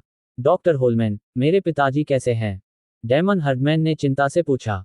जॉन होलमैन ने कहा, गठबंधन के नेता डेविड ने अपनी साधना के दौरान मार्ग से भटक गए हैं, जिससे उनकी नसों और आंतरिक अंगों को गंभीर क्षति पहुंची है। अगर उनका तुरंत इलाज नहीं किया गया तो उनकी जान खतरे में पड़ जाएगी। सिरिल क्लैंसी ने डेविड हर्डमैन की नब्ज भी जांची और भौहें सिकोड़ी। गठबंधन के नेता की स्थिति बहुत ही खतरनाक है। उन्हें तत्काल इलाज की जरूरत है।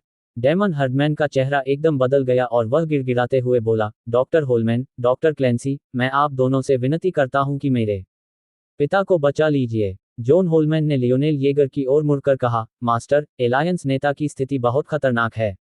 आप मदद क्यों नहीं करते? जी हाँ, स्वामी जी, अगर हम अकेले ही हैं तो गठबंधन के नेता का सफलतापूर्वक इलाज करने की हमारी संभावना बहुत कम है। सिरिल क्लैंसी ने लियोनेल येगर पर भी नजर डाली थी। काले, ये कौन है?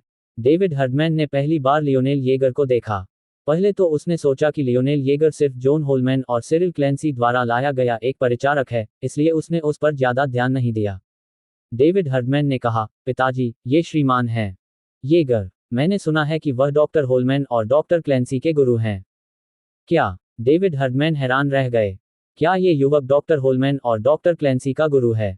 जी हाँ, एलायंस नेता। जॉन होलमैन ने सिर हिलाकर कहा, डॉक्टर येगर वास्तव में मिस्टर के गुरु हैं। कोवेल और मैं, मेरे गुरु के पास असाधारण चिकित्सा कौशल है, जो श्रीमान से कहीं अधिक श्रेष्ठ है। कोवेल और मैं, जब तक वह यहाँ है, आप बिल्कुल ठीक रहेंगे। डेविड हर्डमैन ने अपनी भौहें सिकोड़ी, जाहिर तौर पर उन्हें इस पर विश्वास नहीं हो रहा था। डॉक्टर होलमैन, डॉक्टर क्लेंसी, मैं आप दोनों पर ज्यादा भरोसा करना चाहूंगा। कृपया मेरा इलाज करें। जी हाँ, डॉक्टर होलमैन, डॉक्टर क्लेंसी, आप दोनों ही इसे करें, कृपया। डैमन हर्डमैन ने भी यही बात दोहराई। उन्हें जॉन होलमैन और सिरिल क्लेंसी पर भी अधिक भरोसा था। लियोनेल येगर ने कंधे उचकाते हुए कहा, एल्डर होलमैन, बस इसे कर दीजिए और रिटर्निंग यांग 9 नीडल्स की आखिरी 3 सुइयों को आजमा कर देखिए। अगर कोई समस्या आती है, तो मैं आपकी मदद करूंगा। उसने जॉन होलमैन को कोशिश करने की अनुमति इसलिए दी क्योंकि वह जानता था कि जब तक जॉन होलमैन रिटर्निंग यांग 9 नीडल्स में पूरी तरह महारत हासिल कर लेती है, डेविड हर्डमैन ठीक हो सकता है। इसके अलावा, कांस्य की मूर्तियों पर एक्यूपंक्चर का अभ्यास करना उतना प्रभावी नहीं होगा, वास्तविक जीवन में अभ्यास करना आवश्यक है। हाँ मास्टर, जॉन होलमैन ने आत्मविश्वास से सिर हिलाया। उसके बाद, उसने दवाइयों के डिब्बे से चांदी की सुइयों का एक डिब्बा निकाला, डैमन और डेविड हर्डमैन को अपने ऊपरी वस्त्र उतारने के लिए कहा, और सुइयां लगाना शुरू कर दिया। लियोनेल येगर के मार्गदर्शन में, रिटर्निंग यांग 9 नीडल्स में उनकी महारत और कौशल अधिक निखरता और निपुण होता गया। डैमन हर्डमैन और मार्शल आर्ट स्कूल के कई शिष्य, जो वहीं खड़े थे, ये देखकर हैरान रह गए। जैसा कि डिवाइन डॉक्टर क्लेंसी से उम्मीद थी, एक्यूपंक्चर का ये कौशल वास्तव में प्रभावशाली है। लियोनेल येगर ने भी संतुष्टि से सिर हिलाया। हालांकि जॉन होलमैन की समझने की क्षमता सर्वोत्तम नहीं थी, फिर भी वह काफी अच्छी थी। सिरिल क्लेंसी बगल में एक नुस्खा लिख रहे थे। जल्द ही, जॉन होलमैन 6 सुइयां लगा चुकी थीं। उसके बाद, जॉन होलमैन ने उसके माथे से पसीना पोंछा और 7वीं सुई लगाना शुरू किया। हालांकि, जब जॉन होलमैन ने 7वीं चांदी की सुई उठाई, तो उसका हाथ कांपने लगा, मानो वह हिचकिचा रहा हो। ये देखकर लियोनेल येगर चिल्लाया, बिना किसी विचलन के ऊपरी तारा एक्यूपॉइंट को भेदो। श्री येगर, कृपया शांत रहें और डॉक्टर होलमैन को सुई लगाते समय परेशान न करें। डैमन हर्डमैन ने कड़े स्वर में कहा। मार्शल आर्ट स्कूल के कुछ शिष्य भी लियोनेल येगर को नापसंद करते थे। उन्हें लगा कि लियोनेल येगर सिर्फ परेशानी पैदा कर रहा था। डेविड हर्डमैन भी कुछ हद तक असंतुष्ट थे। चिकित्सा उपचार के दौरान किसी भी प्रकार की गड़बड़ी करना एक बहुत बड़ा वर्जित विषय था। ठीक इसी क्षण, जोआन होलमैन, जो पहले हिचकिचा रही थी, अचानक बदल गई, उसकी आंखों में एक चमक सी आ गई। उसने 7वीं सुई को हवा की तरह फुर्ती और सटीकता से लगाया। इसके अलावा, 7वीं सुई लगने के बाद, डेविड हर्डमैन के चेहरे पर थोड़ी रौनक आ गई और उनकी सांसें नियमित हो गईं। डैमन हर्डमैन और मार्शल आर्ट स्कूल के कई शिष्य अचानक स्तब्ध रह गए और लियोनेल येगर को अचंभित होकर घूरने लगे। क्या ऐसा हो सकता है कि ये युवक डॉक्टर होलमैन को सुई लगाने का तरीका सिखा रहा हो? क्या ये सच हो सकता है कि ये युवक वास्तव में डॉक्टर होलमैन का गुरु है? वह कैसे संभव है? जबकि डैमन हर्डमैन और बाकी लोग अभी भी सदमे में थे।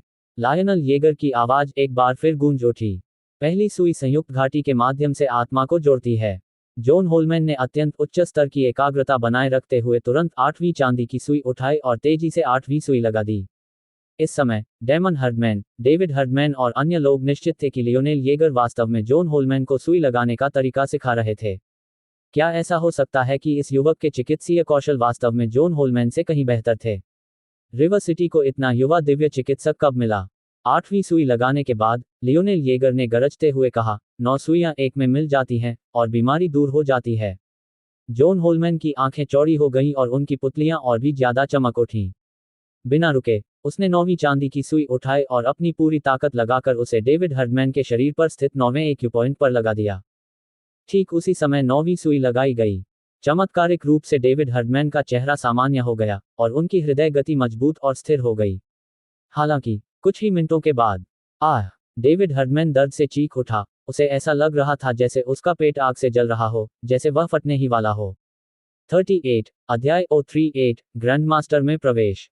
इसके अलावा, डेविड हर्डमैन के पेट का निचला हिस्सा लाल होने लगा, और यह रंग गहराता चला गया और उसके पूरे शरीर में फैलने लगा। डॉक्टर होलमैन, आखिर चल क्या रहा है? डैमन हर्डमैन तुरंत चिंतित हो गया।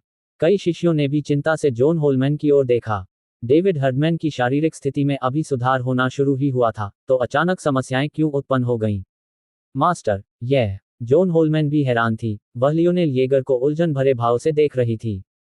लायनल येगर ने ज्यादा कुछ नहीं कहा, बल्कि सीधे बिस्तर के पास गए, डेविड हर्डमैन को उठने में मदद की और गहरी आवाज में कहा, लीडर हर्डमैन, मेरे निर्देशों का पालन करें।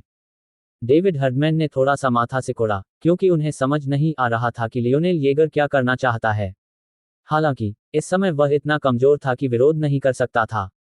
बच्चे, तुम क्या करने की कोशिश कर रहे हो? डेमन हर्डमैन और अन्य लोग उसे रोकने के लिए आगे बढ़ना चाहते थे, लेकिन जॉन होलमैन ने उन्हें रोक लिया। जॉन होलमैन ने धीमी आवाज में कहा, मेरे स्वामी पर भरोसा रखो, वह नेता हर्डमैन को नुकसान नहीं पहुंचाएंगे। डेमन हर्डमैन और अन्य लोगों ने दांत पीस कर रुक गए। पालथी मारकर बैठें और अपनी ऊर्जा को अपने पेट पर केंद्रित करें। लियोनेल येगर ने ज्यादा कुछ समझाया नहीं, बस सीधे सीधे बात की। हालांकि डेविड हर्डमैन नाखुश थे, लेकिन जॉन होलमैन की बातें सुनने के बाद उन्होंने लियोनेल येगर के निर्देशों का पालन करना शुरू कर दिया। अपने शरीर को ऊपर से नीचे तक हवा से भर लो। ड्रैगन और टाइगर बादलों के शीर्ष पर एक दूसरे को काटते हैं। वायु प्रवाह से पूरा शरीर अच्छी तरह से शुद्ध हो जाता है। वास्तविकता के उतार चढ़ाव को निरंतर समझते रहें। अलिप्सिस क्वोट। लियोनेल येगर बोलते रहे, हर शब्द दृढ़ और शक्तिशाली था। लियोनेल येगर के शब्दों का अनुसरण करते हुए डेविड हर्डमैन ने अपनी ऊर्जा विकसित करना शुरू कर दिया।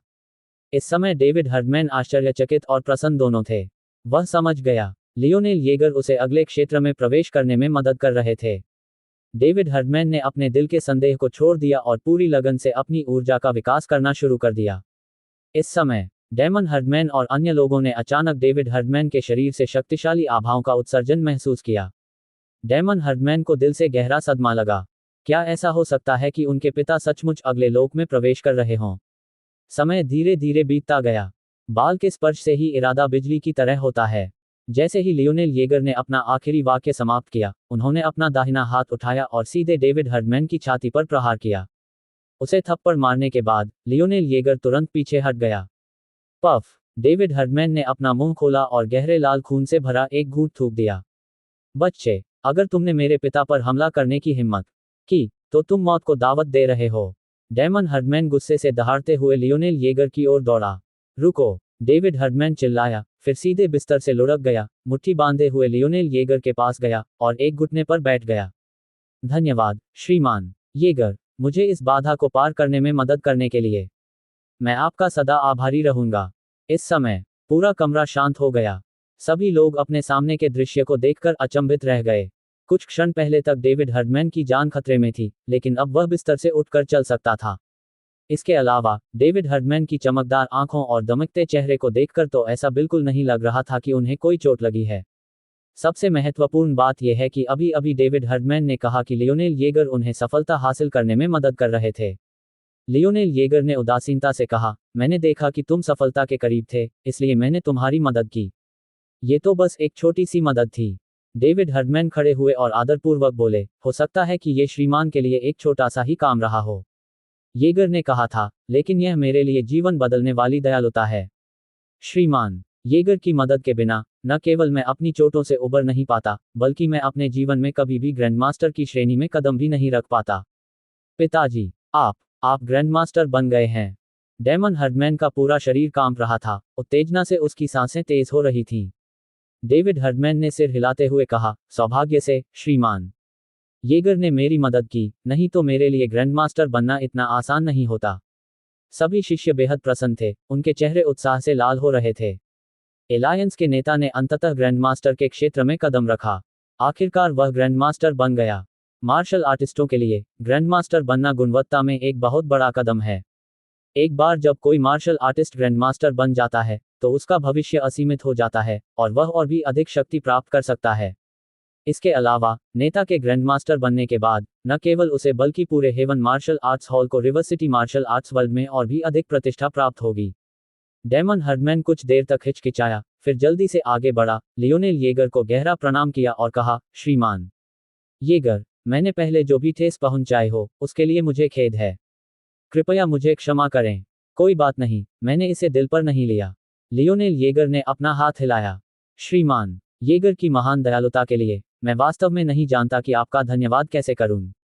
डेविड हर्डमैन ने भावुक होकर आह भरी, फिर सीधे एक बैंक कार्ड निकाला और उसे लियोनेल येगर को सौंप दिया। श्रीमान येगर, यहाँ 30 मिलियन लोग हैं, कृपया इसे स्वीकार करें। मुझे पता है कि यह आपके लिए कुछ खास नहीं है, लेकिन यह मेरी कृतज्ञता का प्रतीक है। भविष्य में यदि आपको किसी भी प्रकार की सहायता की आवश्यकता हो, तो कृपया मुझसे बेझिझक संपर्क करें। मैं श्रीमान से दोस्ती करना चाहता हूँ। येगर, और मुझे उम्मीद है कि आपको कोई आपत्ति नहीं होगी। बिल्कुल नहीं, मैं लीडर हर्डमैन से भी दोस्ती करना चाहूंगा। लियोनेल येगर ने हल्की सी मुस्कान बिखेरी, लापरवाही से बैंक कार्ड लिया और उसे अपनी जेब में रख लिया। डेमन हर्डमैन को अचानक कुछ सूझा और उसने कहा, ओह हाँ पिताजी, लगता है किसी ने आपको 100 साल पुराना हेवन माउंटेन स्नो लोट्स भेजा था, क्यों न इसे श्रीमान को दे दें। येगर भी। डेविड हर्डमैन की आंखें चमक उठी और उन्होंने जल्दी से कहा, हाँ जल्दी करो और इसे ले आओ। डेमन हर्डमैन जल्दी से कमरे से बाहर निकल गया। डेमन के जाने के बाद सिरिल क्लेंसी ने एक पर्ची निकाली और उसे लियोनेल येगर को सौंपते हुए पूछा, यद्यपि नेता हर्डमैन की चोटें काफी हद तक ठीक हो गई हैं, फिर भी उन्हें कुछ आराम की जरूरत है। मुझे संदेह है कि यह नुस्खा सही है या नहीं। लियोनेल येगर ने नुस्खा लिया और उसे देखा, ये ज्यादातर ठीक है, लेकिन इसमें 5 ग्राम एंजेलिका साइनेंसिस और 3 ग्राम सफेद पेयोनी की जड़ मिलाने से और भी बेहतर होगा। सिरिल क्लेंसी ने एक पल सोचा और फिर अपना माथा पीटते हुए कहा, हाँ ये बात मेरे दिमाग में क्यों नहीं आई। इसलिए सिरिल क्लेंसी ने नुस्खे में एंजेलिका साइनेंसिस और सफेद पेयोनी की जड़ को शामिल किया। इस दृश्य को देखकर डेविड हर्डमैन के सारे संदेह पूरी तरह से दूर हो गए। इस युवक के चिकित्सा कौशल अद्भुत थे, और वह डॉक्टर होलमैन और डॉक्टर क्लेंसी के गुरु बनने के लिए पूरी तरह से योग्य थे। जब नुस्खा तैयार हो गया, तो सिरिल क्लेंसी ने इसे डेविड हर्डमैन को सौंपते हुए कहा, लीडर हर्डमैन, जब तक आप इस नुस्खे के अनुसार हर दिन दवा लेते रहेंगे, आपका शरीर 1 सप्ताह में पूरी तरह से ठीक हो जाएगा। डेविड हर्डमैन ने पर्ची ली, जॉन होलमैन और सिरिल क्लेंसी को प्रणाम किया और कहा, धन्यवाद डॉक्टर होलमैन और डॉक्टर क्लेंसी। ये रहा आपका भुगतान, कृपया इसे स्वीकार करें। इसके बाद उन्होंने $10 मिलियन के 2 चेक लिखे और उन्हें जॉन होलमैन और सिरिल क्लेंसी को सौंप दिया। जॉन होलमैन ने हाथ हिलाते हुए कहा, लीडर हर्डमैन, आज आपको हमारे गुरु ने बचाया और साधना में सफलता प्राप्त करने में मदद की, न कि मैंने और श्रीमान ने। कोविल, तो हम पैसे नहीं लेंगे। सिरिल क्लेंसी ने भी इसे स्वीकार करने से इनकार करते हुए अपना सिर हिलाया। डेविड हर्डमैन ने गुस्से का नाटक करते हुए कहा, अगर तुम दोनों इसे स्वीकार नहीं करते, तो तुम मुझे दोस्त नहीं मानते। यह कोट। जॉन होलमैन मुस्कुराए बिना नहीं रह सकी, ठीक है, हम इसे स्वीकार कर लेंगे। इसलिए जॉन होलमैन और सिरिल क्लेंसी ने चेक स्वीकार कर लिए। लियोनेल येगर की आंखों में प्रशंसा झलक रही थी।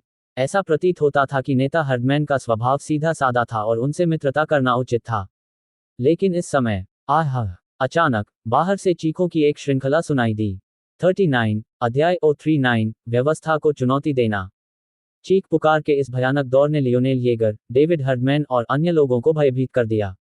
क्या हुआ? डेविड अचंभित भावों के साथ तेजी से बाहर की ओर भागा। लियोनेल येगर और अन्य लोग उनके पीछे पीछे चले गए। कुछ ही देर में लियोनेल और अन्य लोग मार्शल आर्ट प्रशिक्षण मैदान में पहुंच गए। मार्शल आर्ट्स हॉल के शिष्यों का एक समूह सफेद अभ्यास वर्दी और काली कमरबंद पहने पुरुषों के एक समूह का सामना कर रहा था। इसके अलावा मार्शल आर्ट हॉल के कई शिष्य दर्द से कराहते हुए जमीन पर पड़े थे। डेविड हर्डमैन को बाहर आते देख शिष्य स्तब्ध रह गए। आखिरकार कुछ समय पहले ही तो गठबंधन के नेता प्रशिक्षण के दौरान घायल हो गए थे और बिस्तर से उठ भी नहीं पा रहे थे। अप्रत्याशित रूप से गठबंधन के नेता न केवल उठे, बल्कि वे ऊर्जावान भी दिखे। ऐसा लग रहा था कि चोट से पहले की तुलना में वे और भी बेहतर थे। नेता, सभी शिष्यों ने आदरपूर्वक स्वर दिया और फिर एक तरफ हट गए। पिता, डेमन हर्डमैन अपनी छाती पकड़े हुए आया, उसके मुंह के कोने से खून टपक रहा था। केल, क्या तुम ठीक हो? डेविड ने भौहें चढ़ाकर पूछा। पिताजी, मैं ठीक हूं। डेमन ने अपना सिर हिलाया। तुम कहते हो कि तुम ठीक हो, लेकिन तुम्हारी 3 पसलियां टूटी हुई हैं। लियोनेल येगर ने कहा और फिर आगे बढ़े। अपना दाहिना हाथ उठाकर उसने उसमें सच्ची ऊर्जा प्रवाहित की और उसे डेमन की छाती पर, जहां पसलियां टूटी हुई थीं, दबा दिया। चटकने की आवाज के साथ डेमन की तीनों टूटी हुई पसलियों को ठीक कर दिया गया और उसकी चोटें ठीक हो गईं। हे भगवान, मेरी पसलियां इतनी जल्दी ठीक हो गईं। डेमन प्रसन्न हुआ और झुककर बोला, धन्यवाद श्रीमान येगर। लियोनेल ने हाथ हिलाकर यह संकेत दिया कि धन्यवाद की कोई आवश्यकता नहीं है। उनके बगल में बैठी जॉन होलमैन और सिरिल क्लेंसी दोनों की आंखों में आश्चर्य झलक रहा था। मास्टर वाकई अद्भुत हैं। उनकी हड्डी जोड़ने की तकनीक तो श्रीमान से भी बेहतर है। हार्वे का, जॉन ने हैरानी से कहा। यही है ना? सिरिल क्लेंसी ने सिर हिलाया और कहा, जब श्रीमान हार्वे के लौटने पर उसे स्वयं उस्ताद की हड्डी जोड़ने की तकनीक देखनी होगी, और फिर देखना होगा कि क्या वह ये दावा करने की हिम्मत करता है कि उसकी हड्डी जोड़ने की तकनीक रिवर सिटी में सबसे अच्छी है। लीडर हर्डमैन, आखिरकार आप बाहर आ ही गए। इस समय दूसरे समूह का नेतृत्व कर रहे अधेड़ उम्र के व्यक्ति ने बोलना शुरू किया, लेकिन उनकी पूर्वी राष्ट्र की भाषा कुछ अटपटी थी। लियोनेल येगर ने अधेड़ उम्र के व्यक्ति पर एक नज़र डाली और उसके दायरे को भांप लिया। सहजपूर्णता।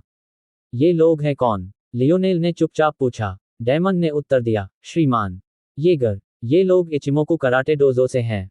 इन सब का नेतृत्व हॉल मास्टर सातो तारो कर रहे हैं। ओह! लियोनेल रुका, क्या वे सकुरा देश से हैं? बिल्कुल। डेमन ने सिर हिलाया। लियोनेल ने धीरे से सिर हिलाया। दोनों देशों के बीच गहरी नफरत के कारण उसके मन में सकुरा साम्राज्य के लोगों के प्रति कोई सद्भावना नहीं थी।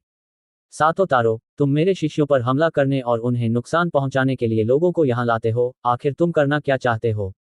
डेविड हर्डमैन ने जोर से पूछा। सातो तारो मुस्कुराया और बोला, मैं यहां लीडर हर्डमैन के साथ कुछ दांव पेच का आदान प्रदान करने आया हूं और आशा करता हूं कि आप मेरी इच्छा पूरी करेंगे। डेविड हर्डमैन ने ठंडे लहजे में कहा, एक पराजित सेनापति, उसके बदले में क्या दिया जा सकता है? सातो तारो ने सिर हिलाते हुए कहा, लीडर हर्डमैन, पिछली बार मैं आपसे इसलिए हारा था क्योंकि मैं तैयार नहीं था। इस बार मैं पूरी तैयारी के साथ आया हूं और बस यही उम्मीद करता हूं कि आप मेरी इस छोटी सी विनती को मान लेंगे। एक सप्ताह पहले वह रिवर सिटी में अपना नाम कमाने के लिए दौड़कर आया था। हालांकि उनकी साधना डेविड हर्डमैन के बराबर थी, फिर भी वे हार गए क्योंकि डेविड अधिक शक्तिशाली थे।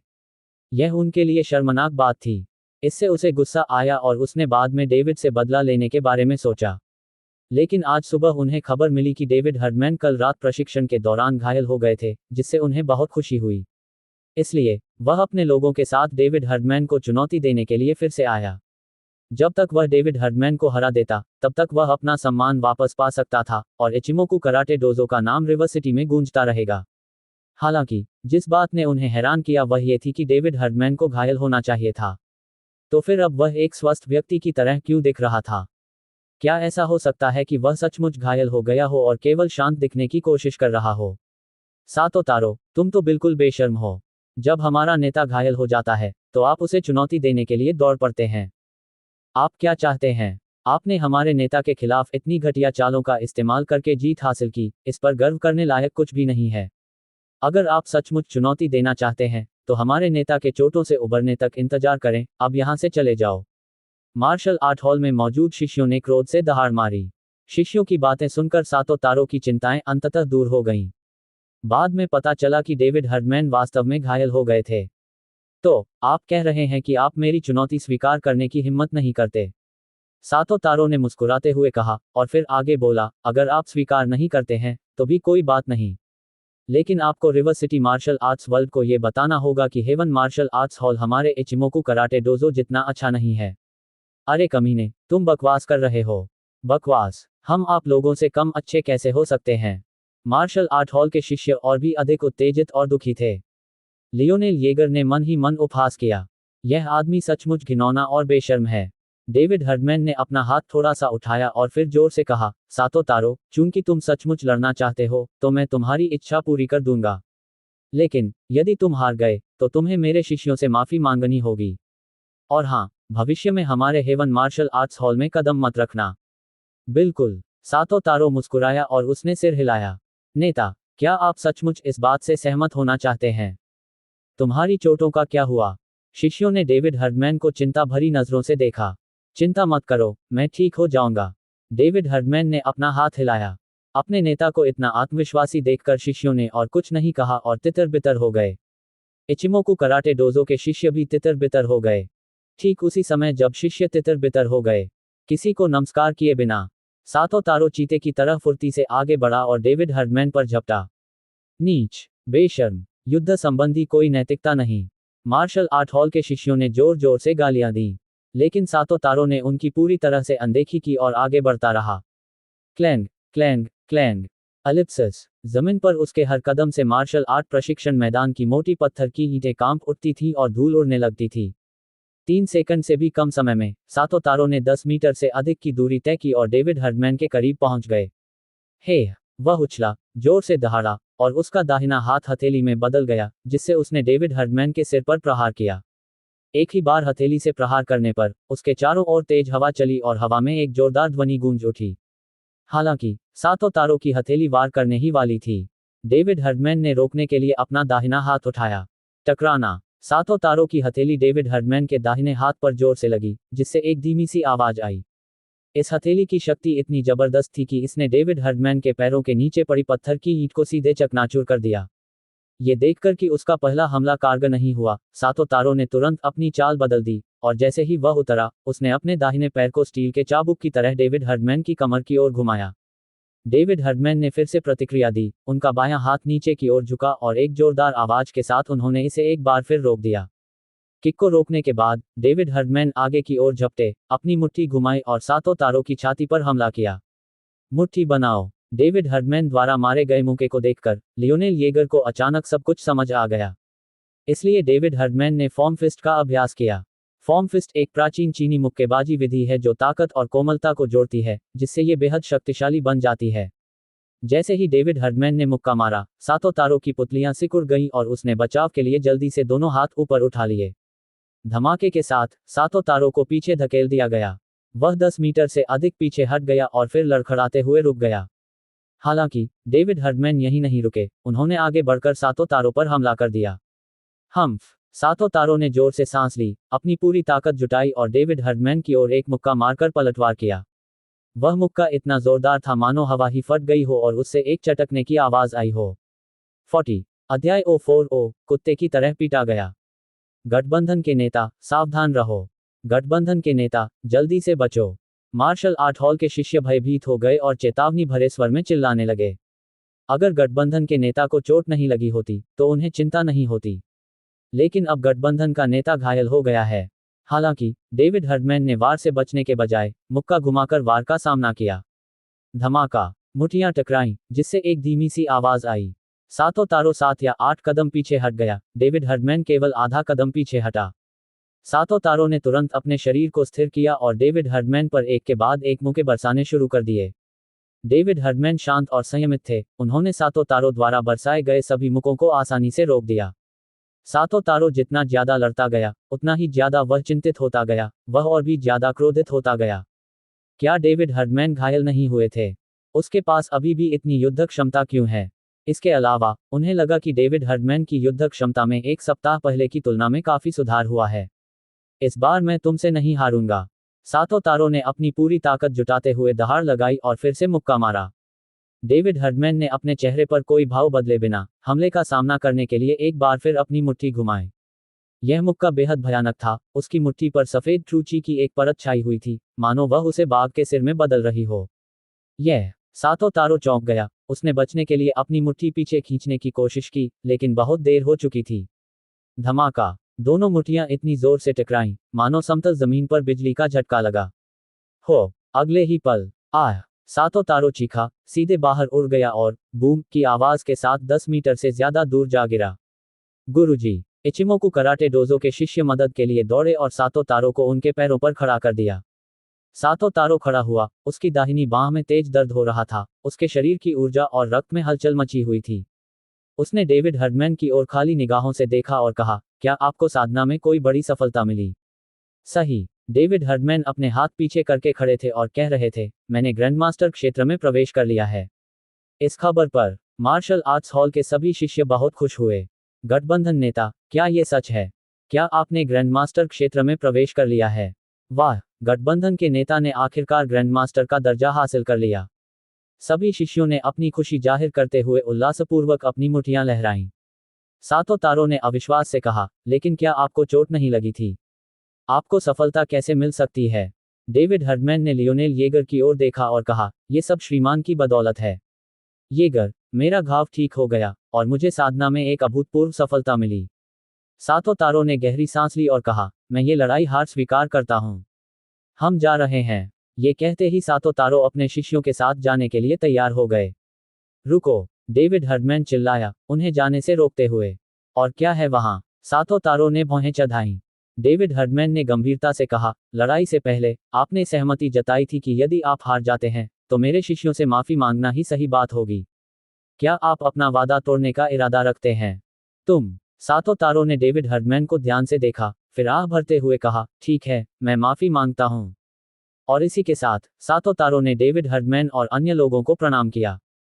लेकिन जिस क्षण उन्होंने सिर झुकाया, सातों तारों की आंखों में दृढ़ता की चमक आ गई। उसके दाहिने हाथ की आस्तीन से एक खंजर निकला और उसने उसे सीधे डेविड हर्डमैन की छाती पर निशाना बनाया। पिताजी, गठबंधन नेता डेमन हर्डमैन और बगल में खड़े शिष्यों ने सातों तारों के हाथ में खंजर देखा। वे सभी आश्चर्य से चिल्लाए, इसे रोकने की कोशिश कर रहे थे। हालांकि सातों तारों बहुत तेजी से आगे बढ़ गया और वे बहुत देर हो चुके थे। यहां तक कि डेविड हर्डमैन भी तुरंत प्रतिक्रिया नहीं दे पाए। आखिरकार उसने ये अनुमान नहीं लगाया था कि सातों तारों इस तरह के विश्वासघात का सहारा लेगा। लेकिन ठीक उसी समय जब सातों तारों का खंजर डेविड हर्डमैन की छाती को भेदने ही वाला था, विज एक चांदी की सुई सीटी बजाती हुई आई, डिंग, और खंजर पर आकर रुकी। सातों तारों को अपनी कलाई में दर्द महसूस हुआ और उसका खंजर उसके हाथ से फिसल गया। इतना ही नहीं, इस चांदी की सुई के लगने से उसका शरीर कई मीटर पीछे की ओर झटका खा गया। इस दृश्य ने डेविड हर्डमैन और अन्य लोगों को क्षण भर के लिए आश्चर्यचकित कर दिया। श्रीमान येगर, क्या आप मार्शल आर्ट जानते हैं? डेमन हर्डमैन ने हैरानी से पूछा। उन्होंने शुरू में सोचा था कि लियोनेल येगर चिकित्सा कौशल में असाधारण है, लेकिन उन्हें यह उम्मीद नहीं थी कि वह मार्शल आर्ट भी जानते होंगे। अगर लियोनेल येगर को मार्शल आर्ट का ज्ञान नहीं होता, तो उनके द्वारा चलाई गई चांदी की सुई इतनी जबरदस्त शक्ति प्रदर्शित नहीं करती। जोआन होलमैन और सिरिल क्लैंसी भी दंग रह गए। उन्होंने हमेशा लियोनेल येगर के केवल चिकित्सा कौशल को ही देखा था, उन्हें ये नहीं पता था कि लियोनेल येगर मार्शल आर्ट भी जानते हैं। डेविड हर्डमैन भी अचंभित रह गए। लियोनेल येगर ने अभी अभी जो करतब दिखाया, वह केवल एक ग्रैंडमास्टर ही कर सकता था। बाका, सातों तारों तुरंत गुस्से में आ गया और सीधे लियोनेल येगर की ओर झपटा। अभी अभी तो वह लगभग उसे पकड़ने ही वाला था। भले ही वह डेविड हर्डमैन को मार न सके, लेकिन कम से कम उसे बुरी तरह घायल तो कर ही सकता था।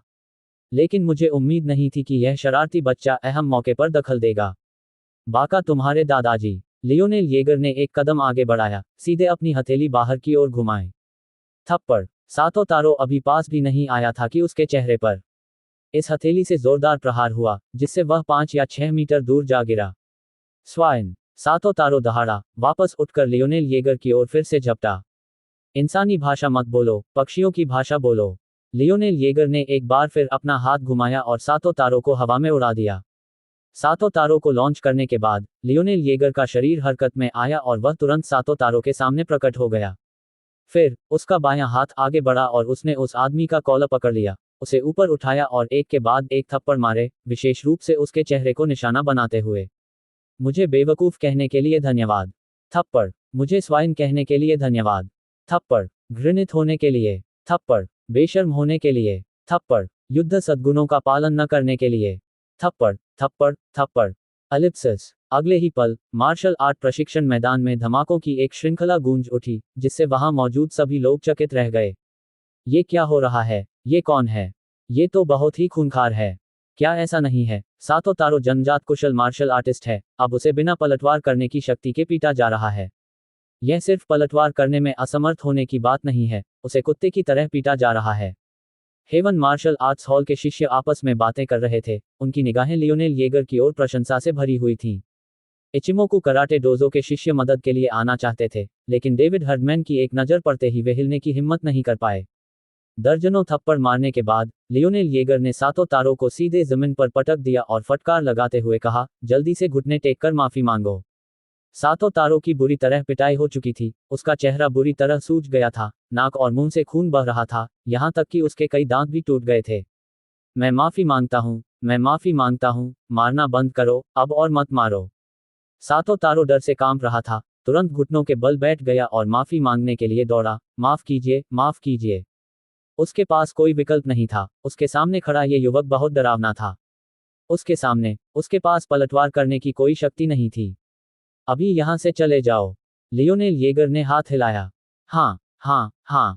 सातों तारों ने मुश्किल से सांस ली, खड़ा हुआ, अपने शिष्यों को साथ लिया और घबराकर मार्शल आर्ट हॉल से भाग गया।